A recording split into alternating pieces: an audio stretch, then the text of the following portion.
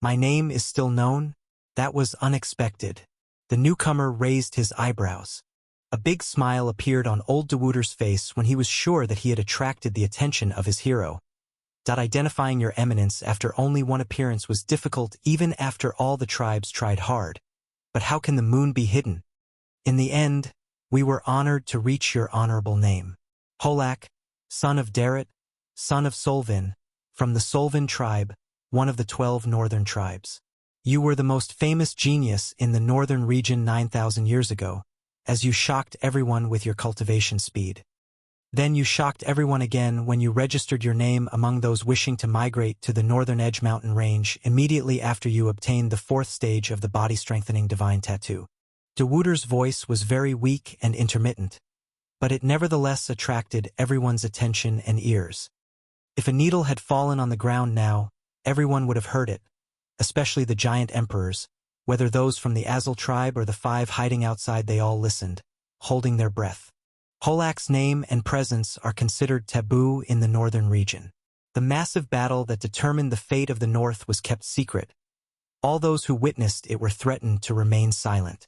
Although some rumors spread here and there, 7,000 years were enough to kill all rumors and erase that incident from minds. Only the emperors knew about the existence of that person, and only tribal leaders knew his true identity. Hulk, son of Solvin. All the giants stared at the newcomer's face, as if they wanted to etch his face into their memories. Is this really the face of someone who lived 9,000 years? He looks younger than most of them. The Solvin tribe is actually one of the 12 tribes, but they are considered the weakest tribe currently. How is it possible that a character like this belongs to them? Is this why, even though they are the weakest, no one tries to bully them? Secondly, is this the face of someone who really lived 9,000 years? He looks younger than most of them. Unfortunately, your eminence disappeared as soon as you entered the Northern Edge mountain range. Your tribe tried to search for you a lot, but to no avail, so you were counted among those killed every year and were slowly forgotten until you showed us your greatness again 2 full thousand years later when you appeared when we needed you most and saved the world. Then Dewooder raised his head slightly and looked at the majestic creature standing on the wall, after you chased after Crixus the Great that day and disappeared again. Some said you died with it, and some said you were trying to restrain him in the Great North End Mountain so he wouldn't harm the world again. Cough, cough, but it seems that our wild imagination was very weak. Your eminence, actually, succeeded in subduing such a magnificent creature. Your imagination is indeed wild. Holak laughed sarcastically. You think I fought Crixus to save the world? I just wanted a good ride. To die fighting against it? No one is qualified to push me to this extent. What are you people smoking over here?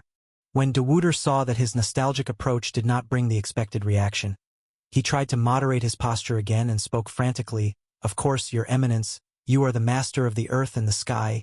You are without parallel in history, But Holak interrupted him, waving, Come on already. Enough is enough. Just lay there silently. You are too old for this. I fear you might break your thigh moving too much. Grandpa. Yes. Dewooder went back to sleeping on his back and looking up at the sky with eyes full of tears. The person he calls Grandpa now is a few times older than him. As for Hulk, he finally turned to Richard and you. Ha! Ha! Richard was still panting hard and his eyes were tired and half open. Although his life energy had not been damaged, his body was definitely not prepared to withstand this kind of force. A strange smile appeared on Holak's face. During the ancient times they had a saying. If you want to beat a dog, you have to ask the identity of the dog's owner first. Did any of you get my permission before wreaking havoc in the northern region? Richard felt fear coming from the depths of his soul and quickly retreated. In the face of this rapid retreat, Hulk did not move from his place, just opened his eyes slightly and ordered, Stop. Richard remained where he was. Even his lungs stopped breathing and his heart stopped beating involuntarily at this moment. Holak did not emit any of his aura or even show any killing intent, but Richard believed with all his being that this man could kill him before he knew how he was killed. In the face of this imminent danger, the human emperors moved quickly. In the blink of an eye, they formed a ring around Richard and took out all their weapons and talismans. One of them, a dark user, opened a dark portal under Peon and pulled his body into the ring next to Richard. "Ha! Nothing will save you from death today." The remaining Azul giant emperors shouted excitedly and surrounded the human ring. The number of emperors capable of fighting from the Azul tribe currently does not exceed 20 after the rest were nailed. But their morale touched the sky after obtaining the support of this entity, and yet they did not attack. None of them would dare to start anything before Holak gave his order. As for Holak himself, he raised his eyebrows slightly at this strange situation. Why? I don't remember asking you to remain as well. You could have run away, I would not have stopped you. His Excellency did not feed hyenas. If you want to harm Richard, you must pass by our corpses first. One of the lightning law users tightened his grip on his golden spear and touched his life vein. At any moment, he would open it and whatever would happen would happen. If it were not for His Excellency, I would have been dead in an alley right now. You shall not touch his son today, another emperor declared, sweat dripping from his head. Holak maintained a confused expression on his face. The giants were not raised with this kind of loyalty. Even the emperors of the Azul tribe laughed at the foolishness of humans. A short while ago, they intended to overthrow Dewuder because they felt that he had lost his mind, and some of them cursed Saladar because of his screaming, blind loyalty. What is this? As long as you are strong and can lead, we will follow you. When you fall, we will trample you first. This has been the law of giants since the dawn of history. This is what has always made their leaders stronger than everyone else. But Holak did not laugh like them. He just raised his hand and motioned for them to lower their weapons. There is no need to be agitated. I have received news that there is a third Heaven's Chosen who has appeared, and I have come to meet him. The human boy will stay with me until his father comes and collects him from me. The rest of you can leave in peace. But Your Eminence. One of the giant emperors spoke in shock, but he quickly restrained himself before saying another word. They no longer have the say here. You want us to leave His Highness and leave? You are dreaming. One of the human emperors shouted forcefully, but this time his eyes seemed a little hesitant. That wasn't a request. I'm just telling you what's going to happen. Holak just shook his head, then looked at Richard. They are good followers. Order them to leave and don't let any more blood flow today. Richard forcibly stopped his panting and then waved. Your mission is over. Leave. I will stay here for a while. Sorry, Your Highness. You can punish me later, but I won't leave. Neither am I. I'm staying here. The human emperors did not show any intention of retreating. Some of them had their pupils shaking as they met the doom and their hearts began to beat like hammers. But he remained standing there. A look of confusion and astonishment grew on Hulk's face for a moment, but he finally sighed and raised his palm. Unfortunate. This would be a bad start with the third Heaven's Chosen. But there is no other solution. Go on your way then. Boom. At this moment, the ground shook under everyone's feet. A golden glow filled the place and a strong voice was heard. You want to meet His Excellency? This is your lucky day. A strong voice shook the hearts of everyone present as if thousands of people were speaking at the same time. You said you want to meet His Excellency? This is your lucky day. The intense golden glow and powerful voice alone were enough to strike fear into the hearts of lower-leveled soldiers. And even the emperors were not spared when they sensed the aura of the owner of the voice and saw his appearance. All the giant martial emperors without exception took a few steps back and their features changed for the worse. Some even forgot to breathe. What they see now is no less shocking than seeing the wyvern. It was Titan, and not one of the alleged Nahari giants, no, but a real golden-colored 25 meters high colossus. The giants took another step back. Whatever this thing was, it was definitely not on their side as it called the third Heaven's Chosen His Excellency. And what was wrong with his aura? It gives the feeling that he is not weaker than the wyvern or ancestor Holak himself. Warlord Julian. What is a warlord doing here? One of the human emperors shouted in surprise, but at the same time he automatically lessened his hand on the spear. He knew that he was safe now. Ha! You bastards! Open your eyes and see the power of the true beginning empire. Ha! One of the young human emperors couldn't hold himself back and shouted excitedly. A minute ago he was certain of death. This sudden change made him ecstatic. As for Holak himself, he opened his eyes to the end of them, and even his ears moved slightly upward as he looked at this warlord from top to bottom, smiling. It was not a smile of challenge or confidence, but rather a real smile that indicated happiness. Nice. How many of you are inside? Is this the work of the third heavens chosen? How interesting, haha. The warlord stared down at Holak. His Excellency invites you to his presence. Come with me. Holak stopped passing his eyes over the warlord when he heard his words and went back to looking directly into his eyes. Isn't it polite for him to come and introduce himself first? After all, he is the intruder in my area and not the other way around. Crixus spread his wings and let out a loud roar that sent the clouds flying in all directions. Then he stared at the warlord with the killing intent that he had accumulated over 400,000 years. Opening his mouth, we need to go to him? Bring that human and let him prostrate before my greatness immediately. Only then will I forget this insult and leave his fate in the hands of my partner. The wyvern spoke in a voice that was heavy and bloody. To say the least, everyone who heard him felt a shiver run through his body and soul. The wyvern has spoken. The wyvern has spoken. Beasts can talk. Shut up.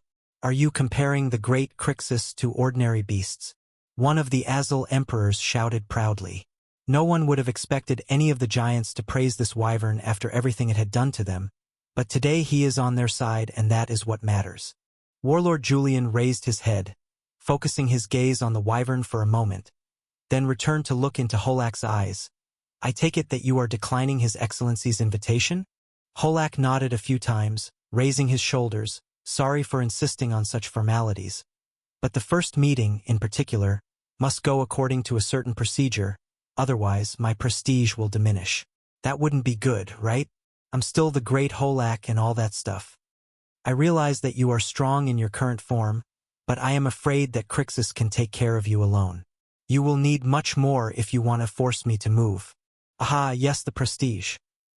About that, Julian nodded a few times, then gave a signal with his left hand. Wherever His Excellency is present, this phrase is dropped from anyone else. He alone maintains his supreme prestige. 3 space vortexes appeared above the city at once. 3 more shadows descended from those vortexes. One landed next to Warlord Julian, while the other 2 landed above the wall to the right and left of the wyvern. All 3 of them were warlords and their aura did not lose much to Warlord Julian. Each of them had an emperor as the heart of the array. The wyvern showed its teeth and began to growl as it looked right and left. Its mouth began to burn with a light blue flame, but it did not utter a word this time. The happy and confident smile on Holak's face also disappeared. His hands folded in front of his chest finally lowered them as he passed his eyes between the 4 warlords. After a few seconds, he sighed and rubbed the area between his eyebrows, then looked back at Julian again. Where is the third heavens chosen? Not too far from here, Julian responded with a frown. Please lead the way. Holak extended his arm and respectfully motioned for Julian to walk before him. This time he was chuckling shyly. Julian furrowed his eyebrows tightly. This shy smile on his face was that of a teenager who fell in front of a few girls. Not at all the smile of someone facing death. Doesn't he feel that 4 warlords with the power of the peak of the Emperor's realm could kill him? Or did his isolation make him lose his common sense? It doesn't matter. Julian shook his head, then pointed back and started walking. Let's go. The gentle smile returned to Holak's face and he began to walk behind him. No, wait. Dewuder forced his old body to crawl until he reached Holak's foot and clung to it. You can't leave us now. If you abandon us, it means death. At least tell them to leave us alone. The emperors of the Azul tribe took a few steps forward as well, and even the ordinary soldiers finally opened their eyes as they watched your horror. They were completely consumed. 13 emperors among them fell victim to those nails. Their first genius, Saladar, was still screaming, and their leader had lost the ability to fight. There was no longer any way for them to continue this battle. Their only hope was what Holak would do next. Holak looked down at Dewuder with a sad expression, then turned to face Richard. Can you find it in your heart to leave them alone? Mercy is a good attribute to have. It is clear that they cannot continue this fight any longer. Richard gritted his teeth hard before shouting, Why didn't they have mercy on me? Even if it were the last day of my life, I would definitely. Before Richard could complete his words, Holak looked down again, raising his shoulders with an intent expression. I tried, but he said no. Good luck. Then he shook Dewooder's grip away and continued walking at a fast pace until he disappeared from sight. All the giants of the Azul tribe, emperors and soldiers, fell to the ground on their knees or their butts, with shocked eyes and open mouths. On their faces, there were only expressions full of despair and loss. Yesterday, they had hoped that the other tribes would help them, and when Richard appeared, they had the hope of arresting him and bargaining with the Third Heaven's Chosen. And during the battle, they had hoped that Dewooder would save them from the enemies with his terrifying power. Then hope reached its peak when Ancestor Holak appeared with his wyvern Crixus the Great. And every time their hopes are broken in the most horrific ways. The last break in particular was terrifying. What are these titans called warlords? How did 4 of them appear out of nowhere? And the 4 of them are powerful enough to be compared to their legends Holak and Crixus? Why do they even need to fight anymore? They died, but they died from the inside. They no longer had the only thing that keeps everyone alive. Hope. The human emperors sighed in relief and thanked the heavens, not because they had been saved, but because they had not abandoned Richard and fled at the crucial moment. As for Dewooder, he contented himself with lying on his back, with his arms and feet wide open, contemplating the clear sky above him with his eyes half open. He didn't seem nervous or upset, he didn't seem upset or angry, he just seemed relaxed. After that attack, there was too little life energy left in Dewooder's body. His heart began to beat slowly, and his liver and one lung weakened and were no longer able to support his huge body. It would not take long before his internal organs failed and caused him to die a natural death. This is sad, yes, but there is no way to stop it, and given the state of the tribe and the torture and humiliation that will befall them or killing them in the worst ways, dying a natural death now is not a very bad option. Damn, the only one who had a different feeling out of everyone was Richard, and that feeling was anger. Damn it! Richard raised his foot a few times and started hitting the ground, shouting until it cracked. All of this is because of you. With a few quick steps, Richard angrily stepped forward and kicked Dewooder's thigh. Dewooder's body was currently very weak. This simple blow from Richard easily broke his femur. Then Richard sat on his chest and grabbed Dewooder's hair, raising his head, then shouted at his face, "Do you have enough time to sleep, you filthy little shit? Do you know what the appearance of the warlords means? They are my father's most powerful weapon and do not move except by his command. Their appearance at that crucial moment was not a coincidence. It means that my father was watching what was going on all along. It means that he was preparing an army to intervene from the very first minute. It means that he did not trust that I would be enough to deal with you on my own. And you know the worst thing is? It turns out that he was right. All that happened because of you." Richard slammed Dewooder's head into the ground several times. "What the hell does this have to do with me?" Dewooder was unable to maintain his calm any longer. Dewooder tried to push him off of him, but he was like a child trying to push a grown man. "Do you feel that you are strong when you are bullying me in this situation? If you are a man, then kill me already. Or have you grown up to be a whore like your mother?" Richard did not fall into the trap and continued to hit his head on the ground until he pulled out some of Dewooder's hair in his hand. "Kill you? As long as I am alive, I will personally make sure that you will not taste death. I will personally make sure that you and your son are tortured more than you eat and breathe. Stop that, you bastard lowly human. But, haha, I want to see you try. I'm dead. Ha ha ha, cough cough, I'm already dead." The pain and blood pouring from his head did not prevent Dewooder from laughing in anger. It is a strange feeling to feel that you have won while declaring your death, but this is exactly what he feels now. "As if I would let you." A green flame rushed from under the ground and ignited in Dewooder's body. "Ha ha ha, yes, hasten my death further. Ha ha ha, ha." Dewooder's laughter was interrupted by a look filled with shock. He felt that his lifeline was treated and was no longer leaking his remaining life energy. Then he felt how much life energy in his body was slowly increasing. But this did not make Dewooder happy but rather frightened him. You. What are you planning to do?" I will. Richard restrained himself and lowered his head. Unfortunately, it will not be me. I'll hand you over to my father and he will take care of you. But don't worry, my promise still stands. If I hear that my father did not torture you enough, I will come back to take you from him and invent new methods of torture just for you. Get away from me. Get away from me. The dark red glow began to appear around Dewooder again. With new life energy in his vein, Dewooder tried to exploit it and burn it again. Perhaps he might directly die this time. Don't even dream about it. But Richard shouted, then took out a nail-like item from his space ring, and with a swoosh he stabbed it into Dewooder's chest. The nail that entered Dewooder's heart made him feel great pain, but he also smiled. Finally, he was able to provoke Richard enough to kill him. Dade? What they ah? Richard watched Dewooder scream in pain for a few minutes before he finally extinguished the green flame around him, and spoke relatively calmly. This amount of life energy should last you for a long time, after which the life path users will take care of you. Then he stood up and shouted behind him. Okay, that's enough. This play has gone on long enough. Arrest everyone and nail them. Don't let a single soldier leave here without a nail in his chest. Then he struck his foot on the ground and the city came back to life and began attacking the soldiers, not with the same ferocity as he first came, of course, but the soldiers had no incentive to fight either. So even with what little life force remained in Richard, he was able to easily suppress the remaining few thousand soldiers. The human martial emperors did not delay either. As soon as they heard the order, they pounced on the remaining emperors of the Azul tribe and a battle began again.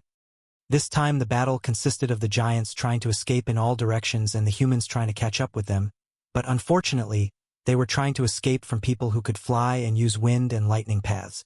The outcome of the final battle for the Azul tribe did not take long to be decided. Hundreds of kilometers away from the devastated capital of Azul. How long are we going to keep going up? This is bad for the knees. Holak stopped halfway up a mountain and started patting his back with fatigue like a mortal. Stop babbling and keep moving. We're almost there. Warlord Julian was not convinced that the person who had stopped that attack so easily would tire of walking such a distance. Aye. Do you have mercy in your heart? Holak shook his head and continued walking. How do you make an old man like me walk like this, and even climb a mountain? At least carry me on your shoulder. Warlord Julian's face twisted, but he did not stop or respond this time. Yet he could not stop himself from sending a glance towards Holak. That person is surrounded by two warlords, one in front and one in the back, and is walking towards the enemy headquarters with his feet. Yet his facial expression is relaxed and he has time to joke. Did his isolation with the beasts for all those years destroy his common sense? Or is he certain that nothing bad will happen to him today? Julian sent his gaze up as well. That wyvern didn't look happy at all following them like that, but it didn't try to escape or do anything suspicious. It seemed that as long as Holak took the soft approach, it would do the same. Holak continued nagging for a few more minutes with no response from anyone until they finally approached the summit and Julian stepped out of the way and motioned for him to continue. Won't you come too? Meeting with your master alone might be dangerous. The giant was surprised. His Excellency requested your presence alone, so no one else will come forward. Even your lizard will stay with us here, and also, His Excellency does not need someone like me to guard him. Julian was already beginning to reach his limit. Oh, he doesn't need your guard? Interesting. Okay, Crixus, stay and play here with them. I'll go see this His Excellency brother. Holak nodded a few times and followed a few more steps until he reached the top of the mountain, placing his hands behind his back. The first thing Holak did was look down at his foot. It was clear from the moment he placed his foot on the mountain top that it was not ordinary. Usually, mountain peaks are sharp and full of curves and protrusions, but this peak was completely flat and had a smooth surface as if it were marble. Rather, it was level to the point that it was impossible for it to form in this shape naturally. It was clear that the top had been cut off with a sharp tool like a sword, and it appeared to happen with one strike. A huge sword and decisive power to cut off the top of a mountain with one strike like this. To do something like this. Holak raised his eyebrows in surprise and was forced to look back at Warlord Julian. Thinking about it, he still hadn't seen the warlord's weapon. Then Holak shrugged his shoulders and looked in front of him again, this time wanting to see the person he came for, the third heaven's chosen who had turned the northern region upside down, and his trusted followers. But his excited expression quickly turned to disappointment. On top of the mountain, only 2 humans were sitting on 2 large chairs giving him their backs. Even after stepping on the mountain top for a few seconds now, they were not alert of his presence. One of them was blonde, wearing casual blue attire, and the other had black hair and wore full armor, a mixture of black and gold, and placed his black helmet on his thigh. They both gave off an air of nobility that even Dirt was ashamed to approach one of them. But why is it that one of them was still a low-level martial emperor while the other was not even an emperor? This is good for their ages. Their bodies say they are the exact same age, they should be twins or something. For them to reach this kind of strength when they are barely over 100 years old is an excellent achievement, but he did not come to meet young talents. Iam. Holak put his fist to his mouth and coughed twice to alert the 2 human boys of his presence. Who are you, lovely ones? Where are your elders? But no one paid attention. They both acted as if he was not there. Hulk raised his eyebrows and began to inspect his palms and muscles. Is his presence not enough? At this moment, Holak heard something that made him stop inspecting himself and focus on the 2 in front of him again. There was a floating ring in the air in front of the 2 humans. In that ring, he saw a massive battle and heard the screams of the warriors. With one look, Hulk was able to pinpoint the location of this battle. This was the spot he had just left. That battle was happening now. Whistle, Hulk let out a long whistle, raising his eyebrows, then took a quick step forward. This sounds great. You can follow a battle taking place hundreds of miles away like that. Is this the creation of the third heaven's chosen? Let me see. The black-haired human casually moved his hand without looking behind him and erected a wall of black flame in front of Holak. Then he was heard saying, "Do not come any closer until my father gives you permission." Normally, Holak would have praised this wonderful move and continued moving forward anyway. But for the first time since his appearance today, he furrowed his eyebrows and took a step back. The wall of flame did not exceed 2 meters in height and was burning very lightly, as if it were a curtain intended for mosquitoes. However, Holak felt his soul twitch slightly when he was about to touch it. His soul, the soul of Holak, is twitching? When was the last time something like this happened? Holak waved and a strong wind blew out the black flames. Then he looked at the black-haired young man with a face devoid of any emotions. This looks dangerous, young man. If you continue playing like this, someone might get hurt. The black-haired one stood up and then took out a black halberd out of nowhere and slammed it on the ground. The head of the halberd was ignited by that black flame again. You talk too much. Faced with Caesar's threat, Holak raised one eyebrow and then began to scratch his head. Listen, boy. A while ago you said I have to wait for your father's permission. Should I understand that your father is the third heaven's chosen? That person really likes to have children, huh? It doesn't matter. I understand the children's enthusiasm and everything, but I came to get to know your father. I don't want to waste the opportunity when he comes and sees me turning his son's head into a urinal. I want to see you try. Caesar took an offensive stance and almost jumped forward. Then he heard a voice next to him. That's enough, Caesar. We are not savages to invite our guests and then treat them like this. TSK, yes, father. Caesar extinguished the flame on the tip of his halberd and looked away. He really wanted to test that giant's strength himself since he saw him stop Richard's attack. Unfortunately, the opportunity was gone now. Your father? Hulk pointed at the blond young man with his eyes open. And who else? This is His Majesty the Emperor of the True Beginning Empire, the third heaven's chosen, His Excellency Robin Burton. Caesar announced proudly. Holak quickly moved forward until he reached Robin's side, then leaned forward until his huge face was centimeters away from Robin's. You are the third heaven's chosen?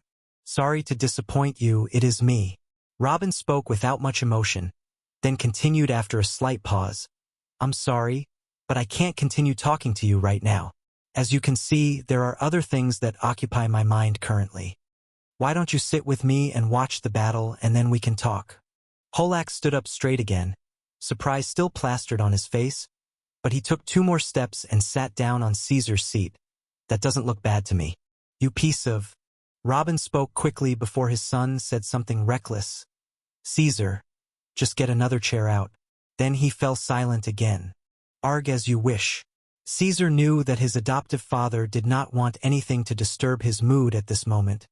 He was troubled enough already. With a slight movement of his hand, another similar chair sat to the left of Robin. Silence returned again at the top of the mountain. Robin resumed watching the images unfolding in front of him without expressions on his face. Caesar relaxed in his new chair, and his slightly angry expression returned again, and his involuntary body movements made it clear that he wanted to be there with them. As for Holak, he was watching the little banners surrounding the screen in front of them. Although he did not understand the runes drawn on them, he was able to sense some things. First, these banners form a kind of special domain within them, and that domain in front of them now has a connection between the law of light, the law of sound, and the law of space. All of them are working automatically and together to produce this perfect image. This is not just the production of techniques to control the heavenly laws. This small domain is a completely new innovation that has never been heard of before. Thinking about new innovations. That black fire a moment ago did not seem normal. When he was about to touch it, he felt the danger of death, even if it was very slight. Who could make him feel the danger of death in the first place? Unless it was death itself. When Holak thought about this, he quickly turned to Caesar again. Is it possible that this boy is cultivating something related to the law of death? After several seconds, he shook his head, smiling at how ridiculous his thoughts were. There are laws that cannot be messed with even as a heaven's chosen, and the law of death is one of them. Then he returned to focusing on the screen like them. The battle was at its end. Statues made of rock and metal rods were restraining more than 10,000 giants and stabbing them with huge nails like stakes through their hearts. And on the other side there were only 5 giant emperors left, still trying to escape. But they are all under siege now and their fate is inevitable. 3 of those 5 tried to burn their life energy during the fight to give them a boost of strength with which to escape, but 2 of them exploded immediately, and the 3rd consumed his entire life energy within 4 seconds and died of old age before he succeeded in escaping or even harming any human. After watching the battle for a few seconds, Holak couldn't help but open his mouth. Aren't the heavens chosen ones supposed to isolate themselves and develop the world and things like that? Even the second heavens chosen was seeking unification after declaring that war, not slaughter, and this does not seem like a unification battle to me. What caused all this? I have my reasons, Robin responded with a frown. Holak raised his eyebrows curiously. Oh, what are those reasons that make you risk eternal hostility with the northern region in order to annihilate one of the tribes? But Robin did not respond, but rather raised a finger to his mouth. Shoo! Then pointed towards the picture in front of him. Caesar was the one who spoke when he noticed his father's annoyance. Hey, my father gave you enough face and made you sit next to him. Don't ruin this moment for him. I'm sorry to bring this news, but you are not the center of the universe as you think you are. Stay calm until my father finds some time for you, understood? Holak raised his finger and almost said something, but he nodded in conviction and went back to watching the picture in front of him in silence. Within just a few minutes, the battle was completely over and the prisoners were being organized and the injured treated. Robin finally opened his eyes normally and let out a long sigh, then opened his mouth. Theo. A figure suddenly appeared, emerging from the shadow of Robin's chair. At your command. Holy shit, what was that? Is that the darkness law? Holak rose from his chair. Robin pretended that he did not hear anything. Then he raised his hand, and the image in front of him changed. 5 giants dressed in black appeared in front of him, trying to escape as quickly as possible. What do you intend to do about the 5 flies? Those fools? I gave the orders to the Shadow Swords to deliberately ignore them and lead them to places where they could see the information we wanted to leak to the northern tribes. They are among our most qualified agents. They just don't know it yet. For example, today they will go to tell the tribes of the north that the Azul tribe is finished and that we have dozens of human emperors. Robin shook his head. I'm afraid this is no longer possible. The appearance of Ancestor Holak, how he dealt with the Azul giants, and the fact that he came to see me under the threat of the warlords should never leak out. His appearance should stay a secret for now. Kill them and find another way to spread the news. Consider them dead. Theo bowed slightly and then disappeared back into Robin's shadow. After Theo disappeared, Robin turned to his side. Caesar, take the warlords and go and help your brother lead the prisoners to the agreed-upon location. He already knows we were watching him. There is no point in sitting here anymore. Caesar took one last look at Holak in annoyance, then stood up, gave the military salute, yes, and flew away. Moments later, the sound of the massive warlord's feet was heard moving away. Interesting. A big smile appeared on Holak's face and he shouted, "Hey Crixus, go hunt you down for an elephant or something." Roar the Wyvern roared in annoyance but then took off and flew away as well. Boom. Only Robin and Holak remained on the mountain. Robin continued to follow the five giants as they ran from one tree to another, as if their lives depended on it, until finally Theo appeared on the scene with several other individuals and blocked their way. At this point, Robin lost interest in what was happening to them, and with a wave of his hand the scene changed so that he could return to monitor the city and what happens in it. Meanwhile, Caesar and 6 warlords had already arrived there. One of the warlords disintegrated into thousands of saints and sages who began to bind and organize the prisoners, while the remaining 5 warlords remained in a state of readiness. As for Caesar himself, he only went to Richard and Peon. The last time he met Richard in person was almost 40 years ago, so meeting him again face to face made a few tears escape the eyes of both of them. But Peon's situation did not allow for any celebrations, so after a long brotherly hug, the two parted again without saying a word, and they remained next to Peon. Caesar started changing Peon's clothes to new ones after he was naked, and Richard returned to pumping what remained of his stolen life energy into his brother's body to complete the treatment of anything missing. "I can't believe you have 6 of those things called warlords, and you even brought them all with you. You weren't going to allow any interference today, huh?" Holsk raised his eyebrows and broke the silence. Even he had to admit that these things were really powerful. Robin maintained his silence for a few moments as he watched the 3 brothers before opening his mouth. "A while ago you asked me about the reasons that made me bring the Azul tribe to this situation. I will tell you so that you do not get the idea that I am savage or that I intend to exterminate all the Nahari giants. The Azul tribe killed my wife in a horrific way and tortured my son, Richard, the boy you just met in the city, for more than 30 years. Is this a sufficient reason in your opinion? Oh, that looks bad." Holak raised his eyebrows slightly and scratched his head. On the other hand, Robin laughed at his reaction. "At least pretend you care a little." "I do care. It may not seem like it, but I care about feelings and these things. A lot." Holak straightened up in his seat and announced, "Aha, that's right. Since you have these forces, why didn't you send them in the first place? That boy, Richard, is very strong and would have won. I experienced this myself, but he would not have gotten out of the fight without some losses. The rest of your followers also suffered a lot there. Some of them suffered serious injuries. Don't you think your heart is a little hardened, Mr. Chosen? This goes against your reason for your existence. He was the one who asked for this. He wanted to avenge his mother and himself. All I did was make his task a little easier for him." At this point, Robin finally turned around. "Secondly, what do you know about the reason for my existence?" Holak looked up at the sky and sighed. "Living for thousands of years gives you unerring insight. With one look I can feel the heavy burden placed on your shoulders." Robin didn't respond. He just raised one eyebrow and looked at him skeptically. "Ha ha ha, right, all right. I found a library belonging to the Second Heavens Chosen, and I have some information. I know that you are a user of the Master Law of Truth." Holak laughed loudly and patted Robin's shoulder forcefully. "Aren't you supposed to be a sensible person who grows the planet and unites it and that nonsense? I will be a sensible person when I find someone who deserves it. As for this place, death is a mercy for its residents." Robin grabbed the giant's hand and threw it aside. "And you said you found the entire library of the Second Heavens Chosen. Can information like this be simply said?" Robin's interest in that giant increased greatly. If information spread that Holak owns an entire library containing works by the Second Heavens Chosen, it would not matter if he was the strongest in the world or had a wyvern next to him. The entirety of planet Nahari would declare war on him.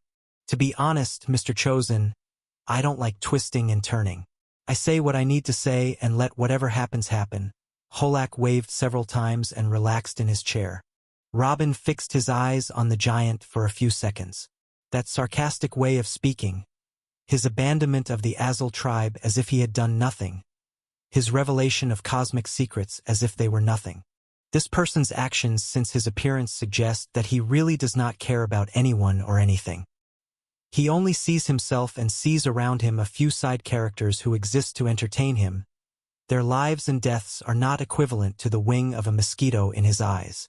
That person is dangerous, Robin thought as he watched the smiling giant next to him. You say you don't like twisting and turning, but here you are doing it now. Robin raised his right eyebrow. You didn't intend to hold my son hostage and kill my men so we could drink tea together, right? All right, no need to escalate here, Holak quickly waved.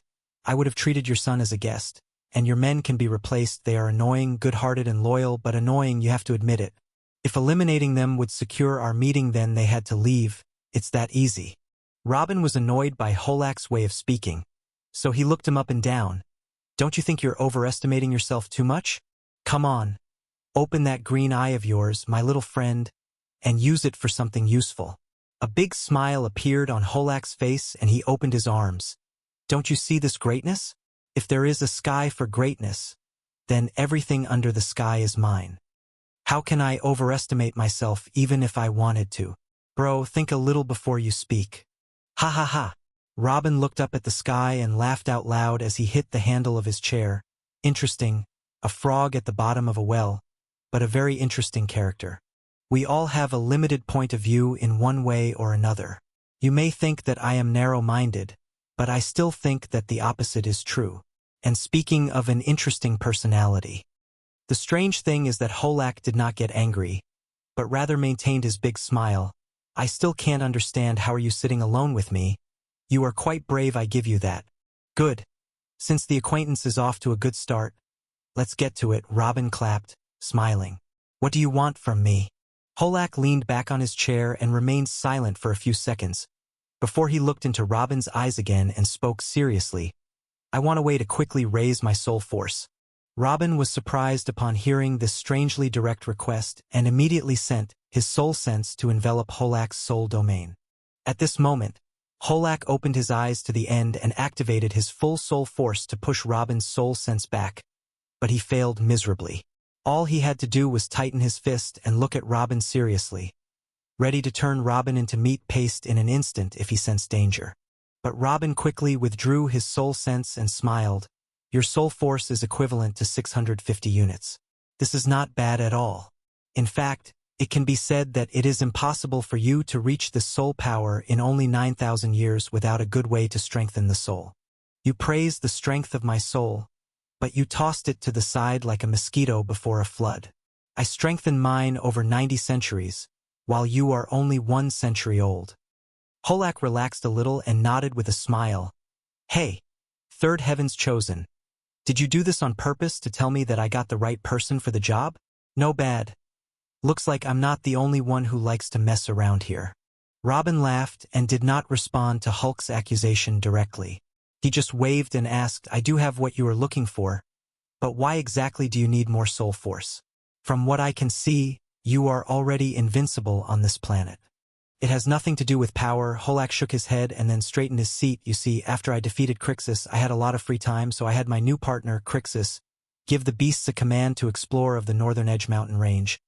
I thought I would find something to entertain myself with. That's when we found the library of the Second Heavens Chosen. I found in it a lot of writings and theories about many things that I filled my time with. That amount of writing could have changed the world if I had leaked it. The Second Heavens Chosen spent a lot of his time in that place, and fortunately he did not have time to burn it, or perhaps he left it so that one of the lucky ones for future generations might obtain it. The important thing is, that treasure was truly wonderful, but it became mine after I had already reached the top of the world. It was not that useful, if you know what I mean. Robin didn't know what to say. He could pay millions of energy pearls for this kind of information. Was Holak intentionally trying to make him lust for the library? But fortunately, that was not all I found. There was another incredible thing I found in that spot that was equivalent to the value of the library and even more.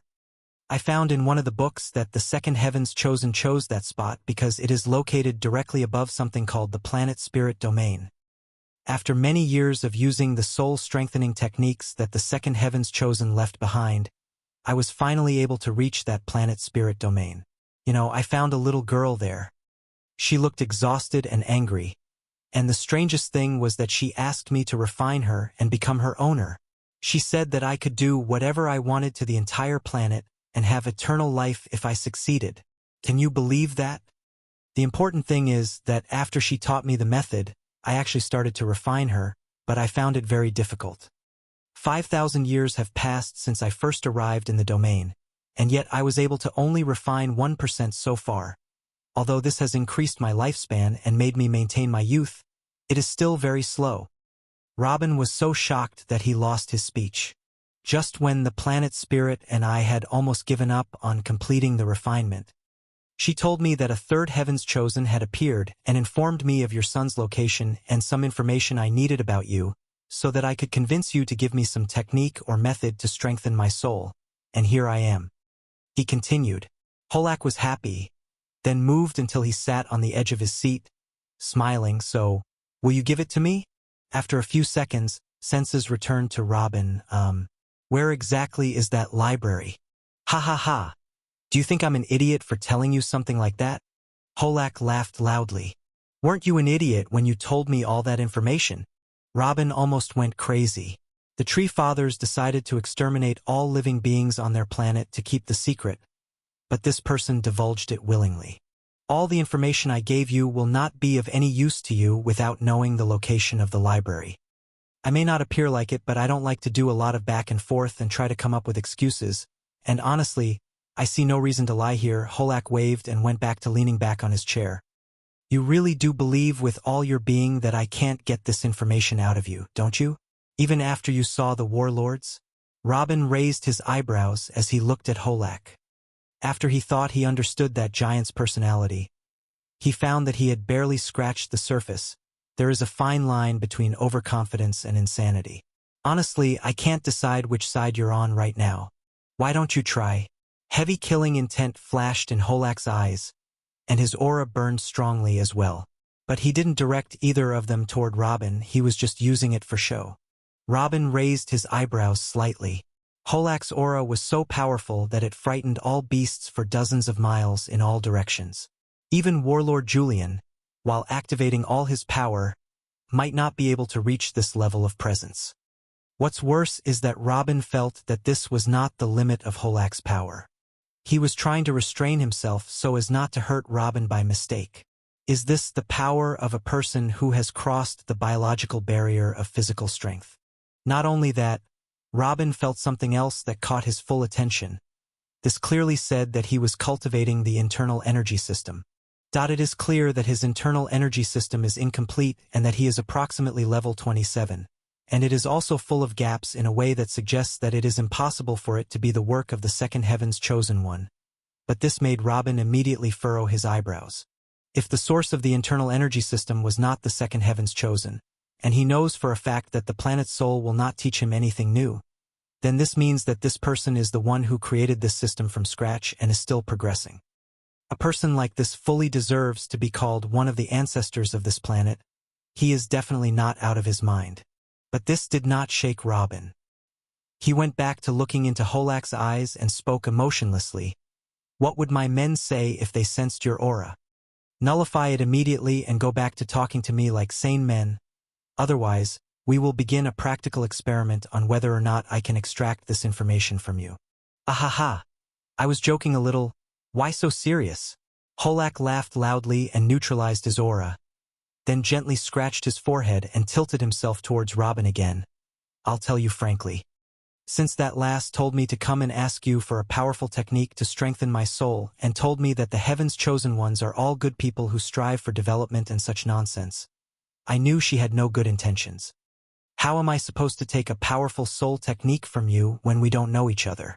That last lost hope that I would refine her and wanted to make you doubt my request and finally reach her and refine her instead of me.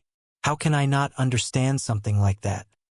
And when I saw these warlords and the space gates and other crazy stuff, I became even more certain. She wants to send me to my death. But does that brat think I was born yesterday? You know, Mr. Chosen? What made me angry was not that she was planning to get me into trouble with you, but rather that she thought, even for a moment, that I would lose her to you. Do you know how this hurts feelings? Art. Then he stood up, looked up at the sky, and shouted loudly, "Here I am announcing it directly to the third heavens chosen and to the whole damn world.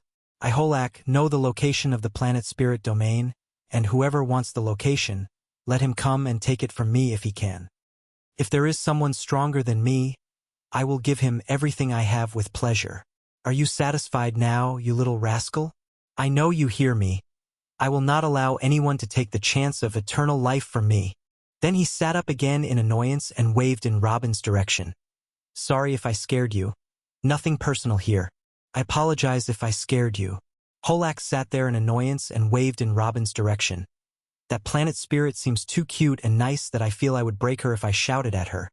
But she actually sold me at the first chance she got. It's very frustrating." "No, it's okay. I know how you feel." Again, Robin didn't know what to say in a situation like this.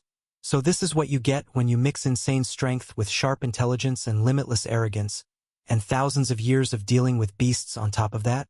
Robin relaxed his back on his seat again and returned to looking in front of him with unfocused eyes, weighing pros and cons. The Ashira Giants tribe had handed over to the Shadow Swords everything they possessed about the secrets and history of the planet, and of course the existence of Holak was one of the most prominent of those secrets, but in the end, he is just an emperor of level 48 or even 50, who can be taken care of by a warlord or two, right? No, it's not that simple. The Holak that he sees in front of him now undoubtedly possesses insane physical strength, a strength that exceeds the level 50 natural barrier by quite a margin. His innate talent in terms of physical strength is comparable to Raiden's talent when it comes to lightning, and perhaps even surpasses him a little. This is in addition to a sharp intelligence that enabled him to discover the internal energy system and the discovery of the major heavenly law of Earth up to level 27. So trying to deceive him will have disastrous results. And not forgetting that next to him is Crixus, the king of the beasts on the planet and can summon all the beasts of the mountain range with a single shout. On top of all this, he now knows that Holak has 1% of the refinement of such a huge planet, which means he can sacrifice that percentage to do something that harms Robin or strengthens him even more. For someone with Holak's intelligence and arrogance, he would definitely be willing to sacrifice that 1% anytime.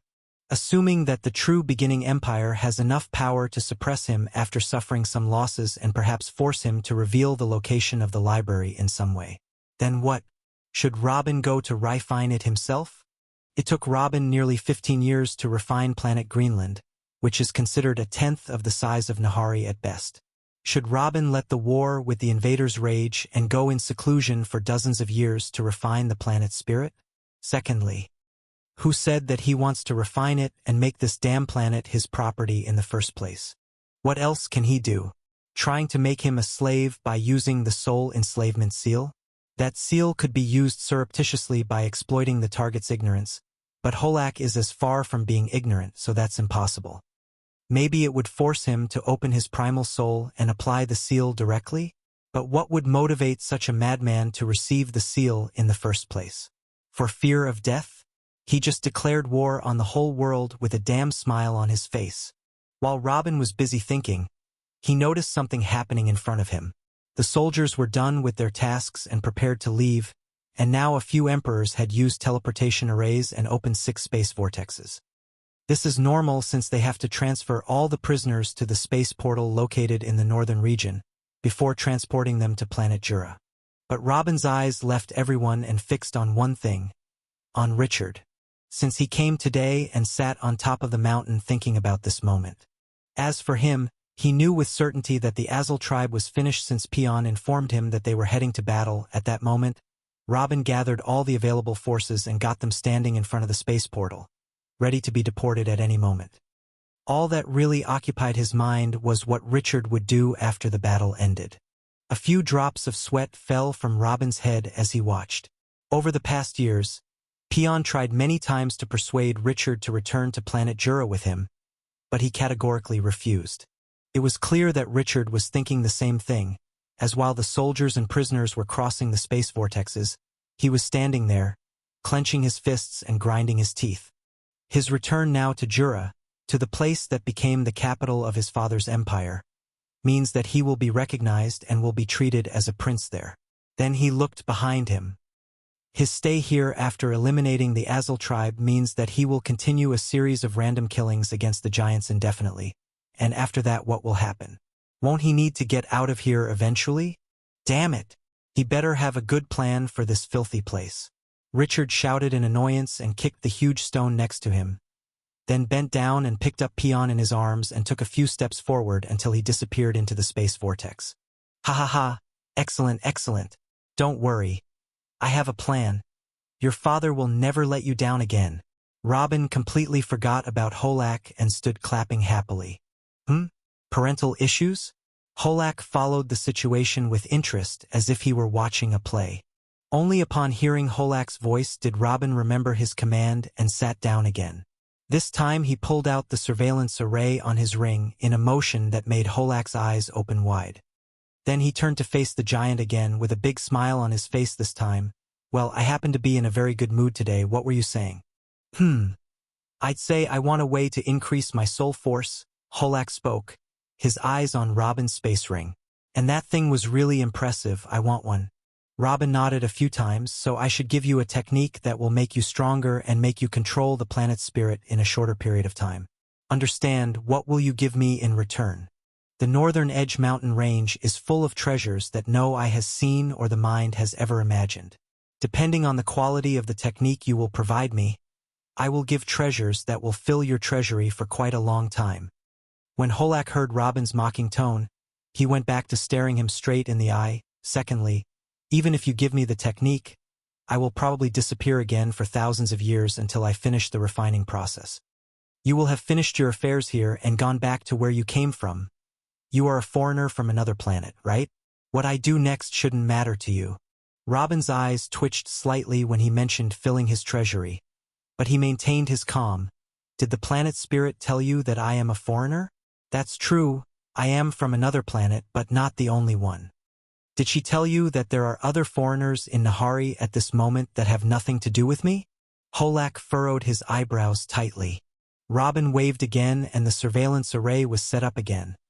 Then he closed his eyes and with some concentration, an image appeared in front of them. It was a battle. This battle takes place around the walls of a small city, where the attackers are a mixture of humans, astrals, dwarves, and other lower races. Their number is at least 10,000, all of them wearing a golden piece of armor or holding golden weapons. The presence of lower beings in such huge numbers and this interconnectedness astonishes Holak, who saw them in this form for the first time. But he smiled. It seemed as if he was happy for them. As for the defending party, their color is pale and they look like a mixture of snakes and humans. Some of them are too large like the Nahari giants and some are as short as a dwarf. They wear silver armor and carry powerful weapons too. Their numbers do not exceed 200, and there is a huge metal snake roaming over the city, helping them defend with artillery shots from time to time. The huge difference in numbers between the two sides was compensated by the huge metal snake, and 9 people intervening at the right time to kill the largest possible number of attackers. If it were not for these two variables, the battle would have ended immediately. Holak furrowed his eyebrows slightly. This was the first time he had seen such a race. What's going on here? Are these the ones you mean? Robin nodded. These are soldiers from a planetary empire called the Great Serpent Empire. They arrived on the planet Nahari about 8 months ago, and since then they have been in battles in the central region. In the beginning, they shed the blood of hundreds of thousands of living people and destroyed dozens of cities. If you don't believe me, you can ask the planet's spirit later. Stopping them was a bit difficult depending on the locals alone, but with a little help from my Shadow Swords Legion, they were stuffed in that city and their numbers reduced to such a degree that they no longer posed a threat. In the end, they are not the main danger. They are just vanguards of what is to come. Holak stood up and approached the array closer and just stared at it for a while. During the minute or two that he continued to fight, dozens of the army of lower beings died. Point 1 Warlord of the ones you showed me could wipe them all out. Why did you leave them for 8 months? Why would I do something stupid like that? Robin laughed and shook his head. First of all, Their presence in that place makes it certain that when support comes, it will descend into the central region as well to rescue them and will not go to any other region. For the invaders to remain trapped in the middle is the best outcome I can hope for. In fact, if the vanguards did not land in the central area, I was going to force them to go there. Secondly, when we tried to arrest a bunch of them for interrogation, they would die before the interrogation even started. But the Shadow Swords were able to decipher their language after a while of observing their conversation inside the city and understood a few things about their background and the size of the army we can expect. Then he pointed to the scene in front of him. Then we move on to other, more visible benefits. For example, the central region is now at the highest levels of alert and cohesion due to its confrontation with an external enemy. There is no longer any difference between a giant and a human, all of them working together at the highest level of coordination. The eastern region is closely monitoring the situation and is preparing to unify the entire region, establish more arrays and forts, and recruit huge numbers of soldiers. The southern region is currently in the midst of rehabilitation, and reports come to them daily about the strength of the enemy and their steadfastness all this time in the northern region, which makes them work harder, and the western region is, well, let's not talk about it. Robin waved and then motioned for Holak to return to his seat. As for the northern region, you can see the chaos for yourself. If I told them that there was a strong invasion coming to annihilate all aspects of life, they would think I was lying and devastating chaos would arise. So leaving the vanguards until the time comes to inform them and let their leaders see them with their own eyes will be useful for resuming the talks, as is happening now. Nice. I can't believe you used your enemy's vanguards to your advantage to such a degree. I thought the Heavens Chosen were fools when it came to war. Not bad. Holak returned to his seat with a meaningful smile. And you are not bad yourself, according to what I saw of those space vortexes, warlords, weapons, and other things. You also have one of those planetary empires, don't you? My enemy? Robin left everything and focused on this word. Haha. Yes, your enemy. You make things very easy, little brother. It is clear that there is enmity between you and those invaders. Otherwise, you would have returned to your homeland and just forgotten about this place. Didn't you say that something happened to your wife and son here? Sorry, I forgot what happened to them exactly. It didn't matter to me. Why would you prepare for war against them when you hate this place? There is definitely something that motivates you to fight. Holak laughed loudly. Not long ago, he spent most of his time experimenting with techniques in the library or trying to refine the planet's spirit in complete boredom. But suddenly he learned of the existence of a third Heavens Chosen one coming from another world, and now he learned of the arrival of other invaders from an entity called the Planetary Empire. This made him burn with enthusiasm. You are right, but they are your enemies too. Robin nodded twice. Now let's focus on the important matter here. Do you think that an empire that specializes in planetary conquest doesn't know about planet spirit and eternal life? Holak's laugh stopped midway. What do you want to say? I say that the planet spirit made you leave at this particular time, not only for my sake but for the sake of those invaders. She knows that they will notice if a battle takes place between us or that the speed of the planet's refinement suddenly increases, and they will try to intervene. She wants a three-way battle for her possession. Robin sighed and patted him on the shoulder. Sorry, buddy, but your peaceful life is over. Even if I give you the technique and you go back to cultivate it and refine the planet's spirit in peace, you will find those invaders over your head sooner or later. Arg, that little bitch. Holak raised his eyebrows and palmed his hand, then laughed again. He had to admit it was a good move. Then looked at Robin. So, what do you suggest? He had just told him that he was being manipulated by the planet's spirit and that he would go to war against two great entities, and his only reaction was to laugh excitedly. Swear allegiance to me and help me in the war, then I will give you all the soul techniques you want. I will give you what remains of the planet to manage as you wish, and I will also appoint you as one of my supreme generals and give you the freedom to move between the planets subject to me. And of course, you will have Nahari's spirit. That's convincing and motivating at the same time, but Holak waved a few times, smiling. Forget it, I don't work under anyone. But you are involved in this war whether you like it or not. Robin furrowed his eyebrows. If you choose to enter the fight as a third party, you will be defeated no matter what you do. If you leave now and return to your shithole, I or the other empire will find you in the end and you will be forced to fight alone, and your fate will be death or submission. Your only chance is to ally with me to get through this ordeal. I know, my dear, I know. Holak opened his arms, laughing, but an alliance with you is one thing, and an oath of loyalty to you is another. Suggest something related to war, and I am all ears. Then unite the northern region under your banner. The giants revere you and will obey easily, and I will take care of the rest of the intelligent races in the north and make them follow you as well. All you have to do is make the northern region a fortress against the invaders, so do not allow them to enter it, and at the same time launch attacks on them in the central region if you can. With the strength of the well-known northern region, in addition to your presence and the beasts of the mountain range that you can mobilize, I believe that the mission will not be too difficult for you. Robin did not waste a moment and quickly continued his words, in return for your efforts, and if you succeed in your mission, then at the end of the war I will give you a soul-strengthening technique that is dozens of times faster than the one you are currently using. Dozens of times faster. Upon hearing this sentence, Holak furrowed his eyebrows for a moment. In fact, the soul-strengthening method he's currently using is not bad at all, as it is still a technique invented by a Truthmaster law user, but in the end, it is an initial technique that was not invented as a side thing to amuse the Second Heavens Chosen and expand his horizon. It was not his main field of research. So if it must compared with another soul-strengthening method, it could be compared to Robin's first copy of the soul-strengthening technique. But that technique developed over the years and Robin focused a lot on it, and in the end, it witnessed significant development after Robin knew the source of the soul force and made the largest modification to the technique since its creation. Saying that it was tens of times faster than any ordinary soul technique was not an exaggeration. You will help me control the entire northern region and turn it into a fortress under my command without me swearing allegiance to you. And on top of that, you will give me that powerful soul technique? Interesting. Holak's smile increased. I don't know what to say except thank you for your precious trust. Ha ha ha. This is not trust. The only thing is that I have not found a reason for a clash between us yet. On the contrary, you being alive will be more beneficial to me than your death. That's all. Robin understood the meaning of Holak's smile and shook his head. But if it happens and your mind fools you to think that you can win against me with that bit of strength, I will crush you and the northern region altogether. It's that simple. It's still a big risk for you and I'm afraid you'll always be wary of me. Holak shrugged.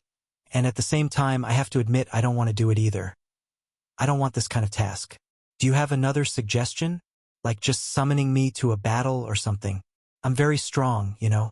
Robin nodded a few times and then stood up. He took out a disc from his space ring. That disc quickly formed a complete map of planet Nahari. Then Robin pointed at it. To understand my request, you must understand the situation first, and the situation is as follows.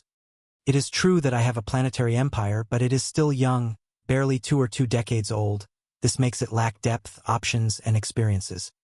On the other hand, we have an enemy in the form of a true planetary empire that has subjugated several planets before and is ready to destroy everything here. To say that I have absolute confidence in an open battle against them would be a lie, so there is no choice but a long-term draining war in which I took full advantage of my rooting in planet Nahari. After a short pause, he pointed toward the central region and continued his words. My choice of the central region to be the main battlefield came for 2 reasons. The first is that during the past few years, I focused on creating chaos in the central region and exhausted most of the energy pearls and resources in it, so losing it will not represent a major problem for the mission. As for the second reason, it is that it is besieged from 4 directions. Unfortunately, this is a 2-pronged weapon since it will make it easier for us to attack them from 4 directions. It will also make it easier for them to invade all regions at the same time if they have sufficient strength, and of course, the planetary empire that is fighting several planets at the same time will have no problem fighting 4 fronts on one planet. Then he pointed towards the rest of the regions. Now we come to the siege plan. You can say that I am confident in the southern and western regions to withstand during the war and cause great damage to the enemies, but in order to achieve this, the eastern and northern regions must resist as well. The eastern region is working hard and has many privileges, but this is not enough, so I will make my followers in the central region retreat to the eastern region and support it more when the main army of invaders arrives, and this will be enough to support them for a long time. Then Robin pointed to the northern region. There is no loophole in this plan except for this damned spot. Holak raised his eyebrows slightly as if he understood something. But he let Robin continue. The northern region has the 12 tribes. You have hundreds of emperors here and a huge amount of divine weapons and powerful techniques.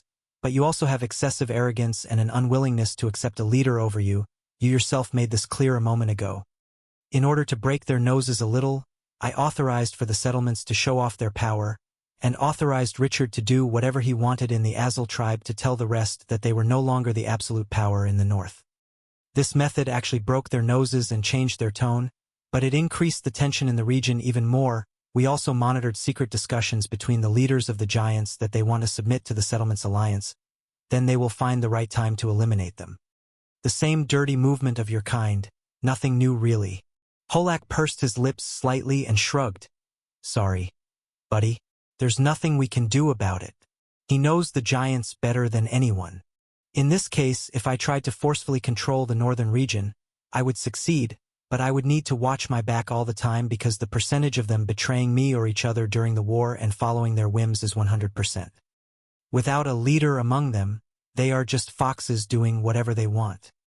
And I cannot master a siege plan throughout the planet when I know for sure that the north will be a huge loophole, and the largest reserve of resources is located in the north in the first place. If I lose it, I will have lost the point of the war. Robin put his hands behind his back. At the same time, I cannot send my forces to fight them either. Exterminating the northern giants would drain huge amounts of my resources. It is not as if the rest of the tribes will wait and watch as they are annihilated one after the other. The Azul incident is impossible to repeat. If another war begins, it will be a devastating war against the whole north that ends with the slaying of everyone. Aside from my expected losses, I also do not want to lose potential allies like the giants of the north. The only solution I see is for them to have a reliable leader that I can talk with, a leader who can control them on my behalf. And that leader is me? Haha, Holak clapped loudly. What would you do if I didn't show up today?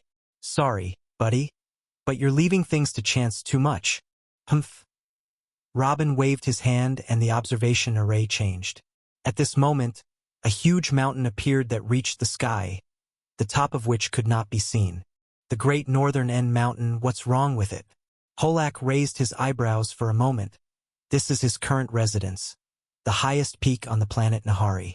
No intelligent being has been able to come close to this mountain except Holak. It is considered one of the reasons for his pride. But Holak's eyebrows quickly sank again, and he slowly began to stand in amazement. Those. Who are those? At this moment, the array spotted a number of individuals wearing black surrounding the mountain. Since I learned of your presence, I have made sure that you are the right person for the task. Robin spoke without emotion, then looked to the side. Sorry, buddy, I am not leaving anything to chance. If you did not come out today, I would have brought you out myself. Holak turned in silence to face Robin. The air above the mountain froze completely and the pressure increased. For the first time since his appearance, he showed signs of anger. Sometimes the winds do not blow what ships want. You must be careful not to force your nose into people's affairs. Otherwise, someone might break it for you. Don't worry about me. No one can break my nose. Robin responded without emotion and then returned to his seat. Aren't you too confident? I'm not just muscles, you know. I'm very strong and stuff. Holak tilted his head to the side, smiling.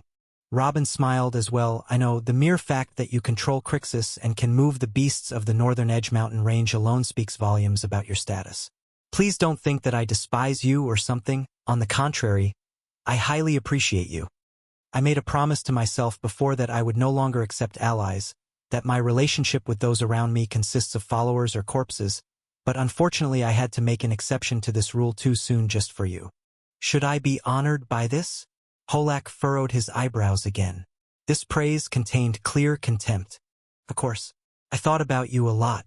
I knew that a crazy person who lives among the beasts like you would not follow me so easily. I also lived a century among low-level beasts and I know what this does to the mind, so what about someone who has lived among them for thousands of years? But at the same time, I cannot ignore you or kill you because I need your presence.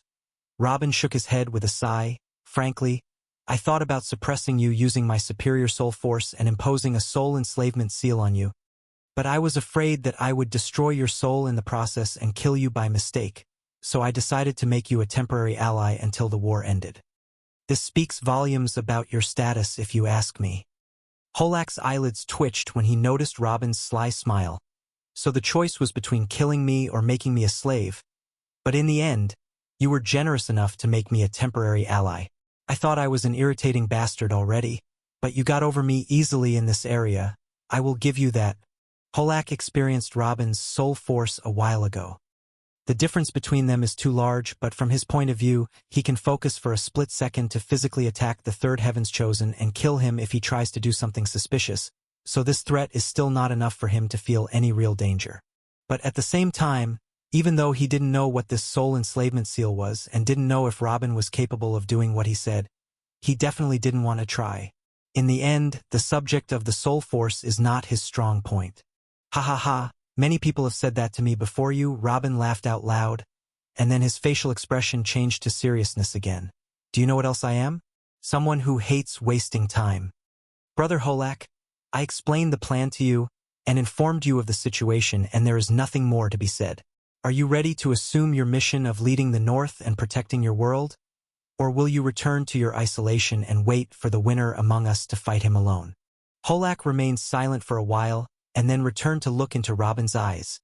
To give me the soul-strengthening technique first. I will not fight against a damn planetary empire with my life on the line for something unknown. Forgive me, but I do not trust your words. What a coincidence. I don't trust you too. Then let's use this. Robin took out a metal tablet from his ring. This is an oath tablet. Pass your soul sense into it and swear that you will protect the northern region and do your best not to lose a single herb to the invaders and that you deserve to die if you break your promise. Then I will give you the technique. Who the hell deserves to die? This sounds very serious. Holak furrowed his eyebrows. I'm telling you to defend yourself and your world, and in return, I'm giving you an extremely powerful soul-strengthening technique. Take some responsibility here, for God's sake. Robin shouted for the first time since the meeting began. Give me that damn thing. Holak extended his hand and pulled out the metal plate. He stared at it for more than a minute before scratching his head forcefully. Listen, I will make the northern region a barrier in front of them, but don't wait for any heroic actions. The most I will do is push them back, and you will do the rest. Do we have a deal? Good for me. Robin extended his hand. Damn it! After a few seconds, Holak extended his hand to shake Robin's as well, then began reciting the agreed-upon oath. Even though he took his time to think about any harm that would befall him to reject it and found none, for some reason he still felt like he was being manipulated. He came today to drop off some treasures to Robin, take the soul-strengthening technique, and go back to winning his immortal life. But suddenly he was thrown into a war that yesterday he knew nothing about.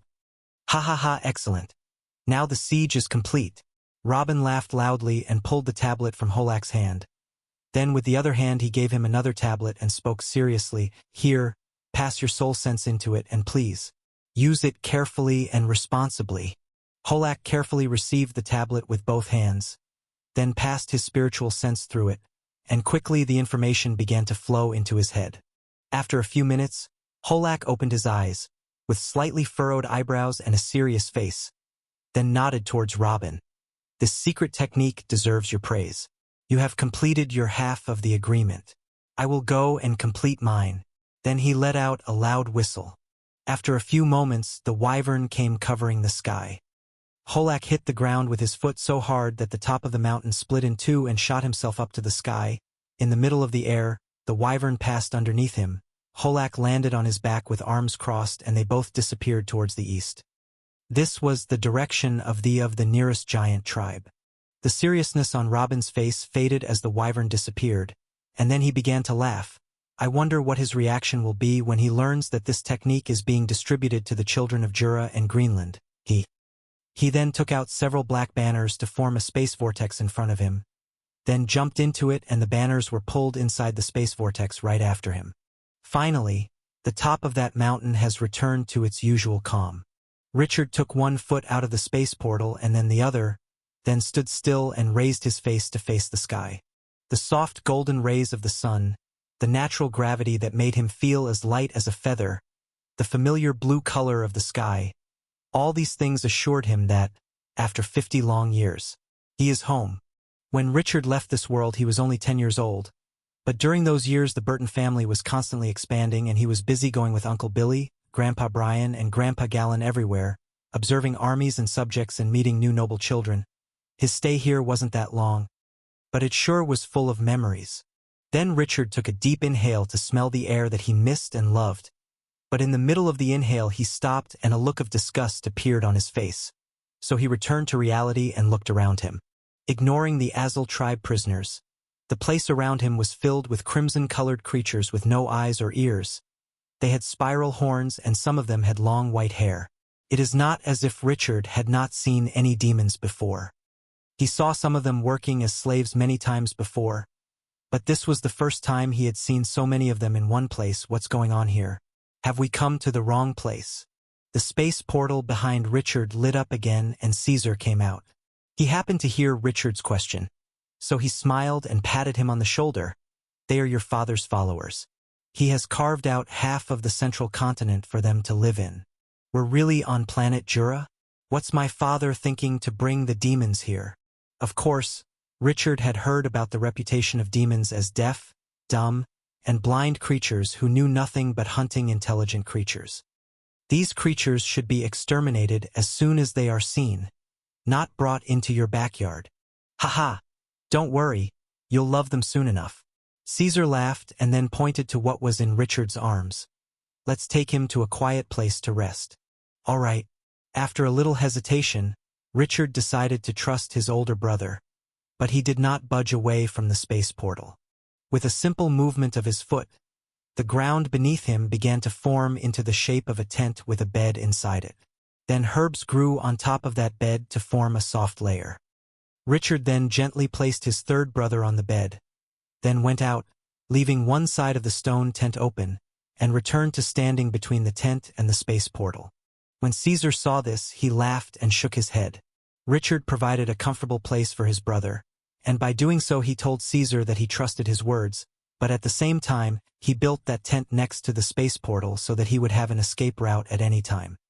If only you knew how much you resemble your father. Richard did not respond directly, just put his hand behind his back and observed the scene in front of him.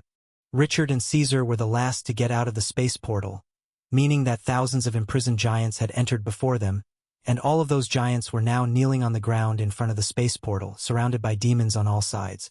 Richard had stopped the green soul flame so that it would not accidentally destroy Saladar's soul domain by chance, and Caesar had ordered that the pain feature of the sealing nails be stopped, meaning that Saladar and Dewuder and all their followers and soldiers now kneeling had actually lost all their power and became like any mortal, but they don't feel any pain, they just sit and wait to find out what will happen to them. However, Richard clearly saw them trembling. The demons' saliva was falling like rain, and they were pushing to get closer to the giant prisoners. Not one of them said a word or growled or even touched one of the giants because they had been told that they were the Lord's prisoners. But despite that, the thirst for blood in the air was thick, too thick. If Richard, someone who still had the life energy of more than 2 million giants, someone who could fight thousands of enemies at the same time, felt uncomfortable being in the middle of this crowd and was preparing to run away, how would the giants feel now? Supreme General. At this moment, one of the white-haired demons came forward and bowed towards Caesar. What should we do with them now? Didn't my father tell you? He spent more than a month here and had a whole team of rune masters with him. Caesar raised his eyebrows slightly, even though he didn't know what his father was doing here. No, the Lord and the rune masters were busy creating a huge array surrounding the entire city. We think it is a defensive array or something like that, but he did not build a prison or tell us what we should do. Should we eat them? No. Richard took a step forward, still unable to comprehend why and how this demon was having a conversation with Caesar, but he automatically moved when he heard that he wanted to eat the prisoners. Those prisoners must live. If there are no provisions to keep them alive, then I will take them with me and leave. Don't worry, as long as your father promised you that he would keep them alive, that's what he will do. Caesar patted his brother on the shoulder, then shook his head at the demon. Let the situation remain as it is until my father arrives. He should be here at any time now. The Lord is coming. We will start some preparations. The demon nodded and quickly turned around to tell the rest. The space portal sparkled again. A blond man with his hair hanging down to his shoulder, wearing civilian blue attire, walked out of the space portal, putting his hands behind his back. Lord! That white-haired demon and all the demons behind him instantly were on the ground kneeling. Robin continued to advance directly. It seemed as if he did not notice the demons. Rather, he did not notice Caesar and Richard, whom he just passed by.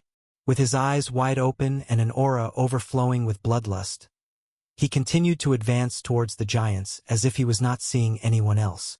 Robin walked among them and continued to advance, keeping his eyes on Dewuder, but he noticed something strange while walking. There was no reaction. All the giants kneeling on the ground now are the main descendants of the Azul tribe. They are all nobles who lived their lives as they pleased without supervision or accountability. But now they look at the ground with dead, lifeless eyes. Since even the right to commit suicide has been taken away from them, what is there left to think about? It didn't take long until Robin finally arrived to stand in front of Dewuder.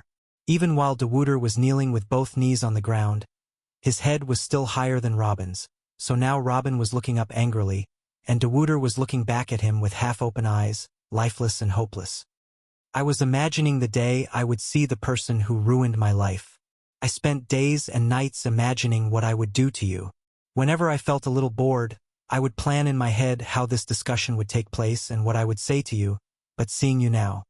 Tisk, unfortunately, Richard took the best part from me. Forget it then. Robin sighed and shook his head.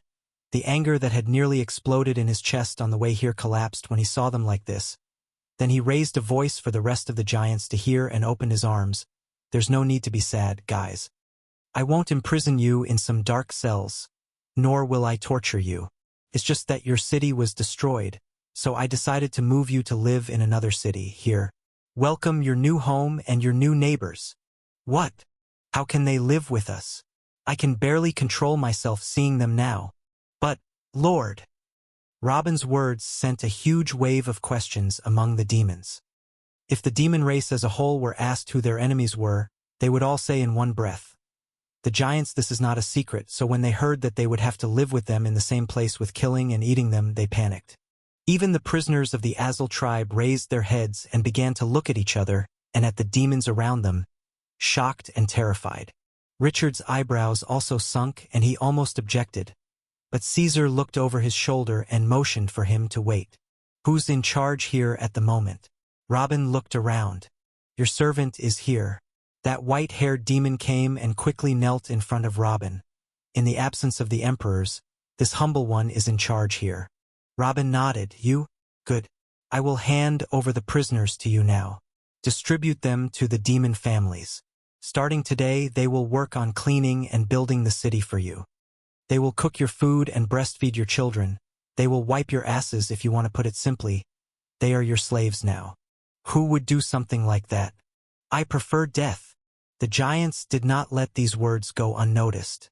They came prepared to imprison, die, or even be tortured for years, but not for this kind of insult. They are still the honorable Azul tribe. Your Excellency's order will be carried out, but even that demon was not very happy about it. He looked at the prisoners and then at the 1,000 demons standing behind him. I don't think they will survive a few days here. Robin smiled, then looked around until he fell on a young, skinny demon, then pointed to him with a smile. Come, little one. The cub pointed to himself in disbelief that he had been noticed, then began to walk with narrow, unsteady steps toward his lord. After he reached his hand, Robin patted his head. What's your name? Sha. The cub muttered, clearly still not accustomed to the hearing and speech technique yet. Robin patted the cub's head twice more, then looked back at Dewuder and extended his hand towards him. Dewuder suddenly screamed in intense pain. When everyone looked at him to see what had happened, they found a hole in his stomach, specifically in the location of the belly. They then found a huge, sticky spherical object in Robin's hand, who then passed it to the skinny cub. Eat. Is this for me? The cub muttered in an unclear voice. Then he hugged the big belly as if it was the first time he had seen food in his life and began to devour it hungrily. Robin remained silent, watching the cub eat Dewooder's belly without any emotion on his face. In the end, his wife was digested in this same stomach. After several seconds, changes began to occur in the cub's skinny body. His length began to increase and his arms, which were like dead tree branches, began to swell. His entire body began to emit high heat, and his fangs and claws became longer. All the demons present swallowed their saliva. Some of the weak souls among them almost came forward and snatched what was left of the belly from the cub's hand. But those around them stopped them. How could they not know what was happening? This cub is witnessing a transformation because it eats high-level meat. This type of meat is usually exclusive to demon kings and emperors. No, the cub's strength was still growing before their very eyes. This wasn't just high-level meat. This wasn't like anything they'd ever known before. You demons rely on the blood and flesh of intelligent creatures to derive your strength, and of all the cultivation methods, surely the intelligent creatures that cultivate the body will give you the greatest possible benefit, and this is exactly what I brought for you. Then he pointed behind him. Those prisoners are not just giants. Do not be fooled by their weak aura. Those nails in their chests keep them frail, but the weakest one among them is at the top of the shaman realm. They are the best food you can get. Dewooder could not keep himself in the kneeling position after his stomach was taken from him like this. His head hit the ground and he began to bleed profusely. His eyes were slowly losing life as well. A movement like this would have put his life in danger even if he was still at full strength. So what about now when he is this vulnerable? Does it hurt? Dewooder heard two words that immediately brought him back to his awareness of his surroundings. It hurts? Of course it hurts. It hurts. It hurts. It hurts. Dewooder screamed in his head, but he refused to say a word. Then he automatically raised his eyes slightly towards the source of the sound and saw Robin looking at him without expression on his face, as if he were looking at a statue made of rock. But those eyes, in front of that cold look, in front of that tangible anger behind the frozen features, Dewooder smiled defiantly. He knew that he was dead after his stomach was torn out and his entrails were expelled like this. But he smiled. Getting a quick death like this is 100 times better than living as a slave to a bunch of demons. Humph. Not so fast. Robin formed several patterns in the air using his energy and then sent them towards the ground. Vroom. No. Dewooder, who was taking his last breath, opened his eyes again. Although he was still feeling pain and still bleeding, the wound had begun to heal. The Azul giants were not happy that their leader was being healed from such injury, but rather a strange feeling of chills crept down their backs. The Great Prison Array has now been activated. Then they heard Robin speak in a loud voice. During the time I spent here, I created the Great Prison Array to be the size of an entire city. The array is designed to work automatically with sealing nails.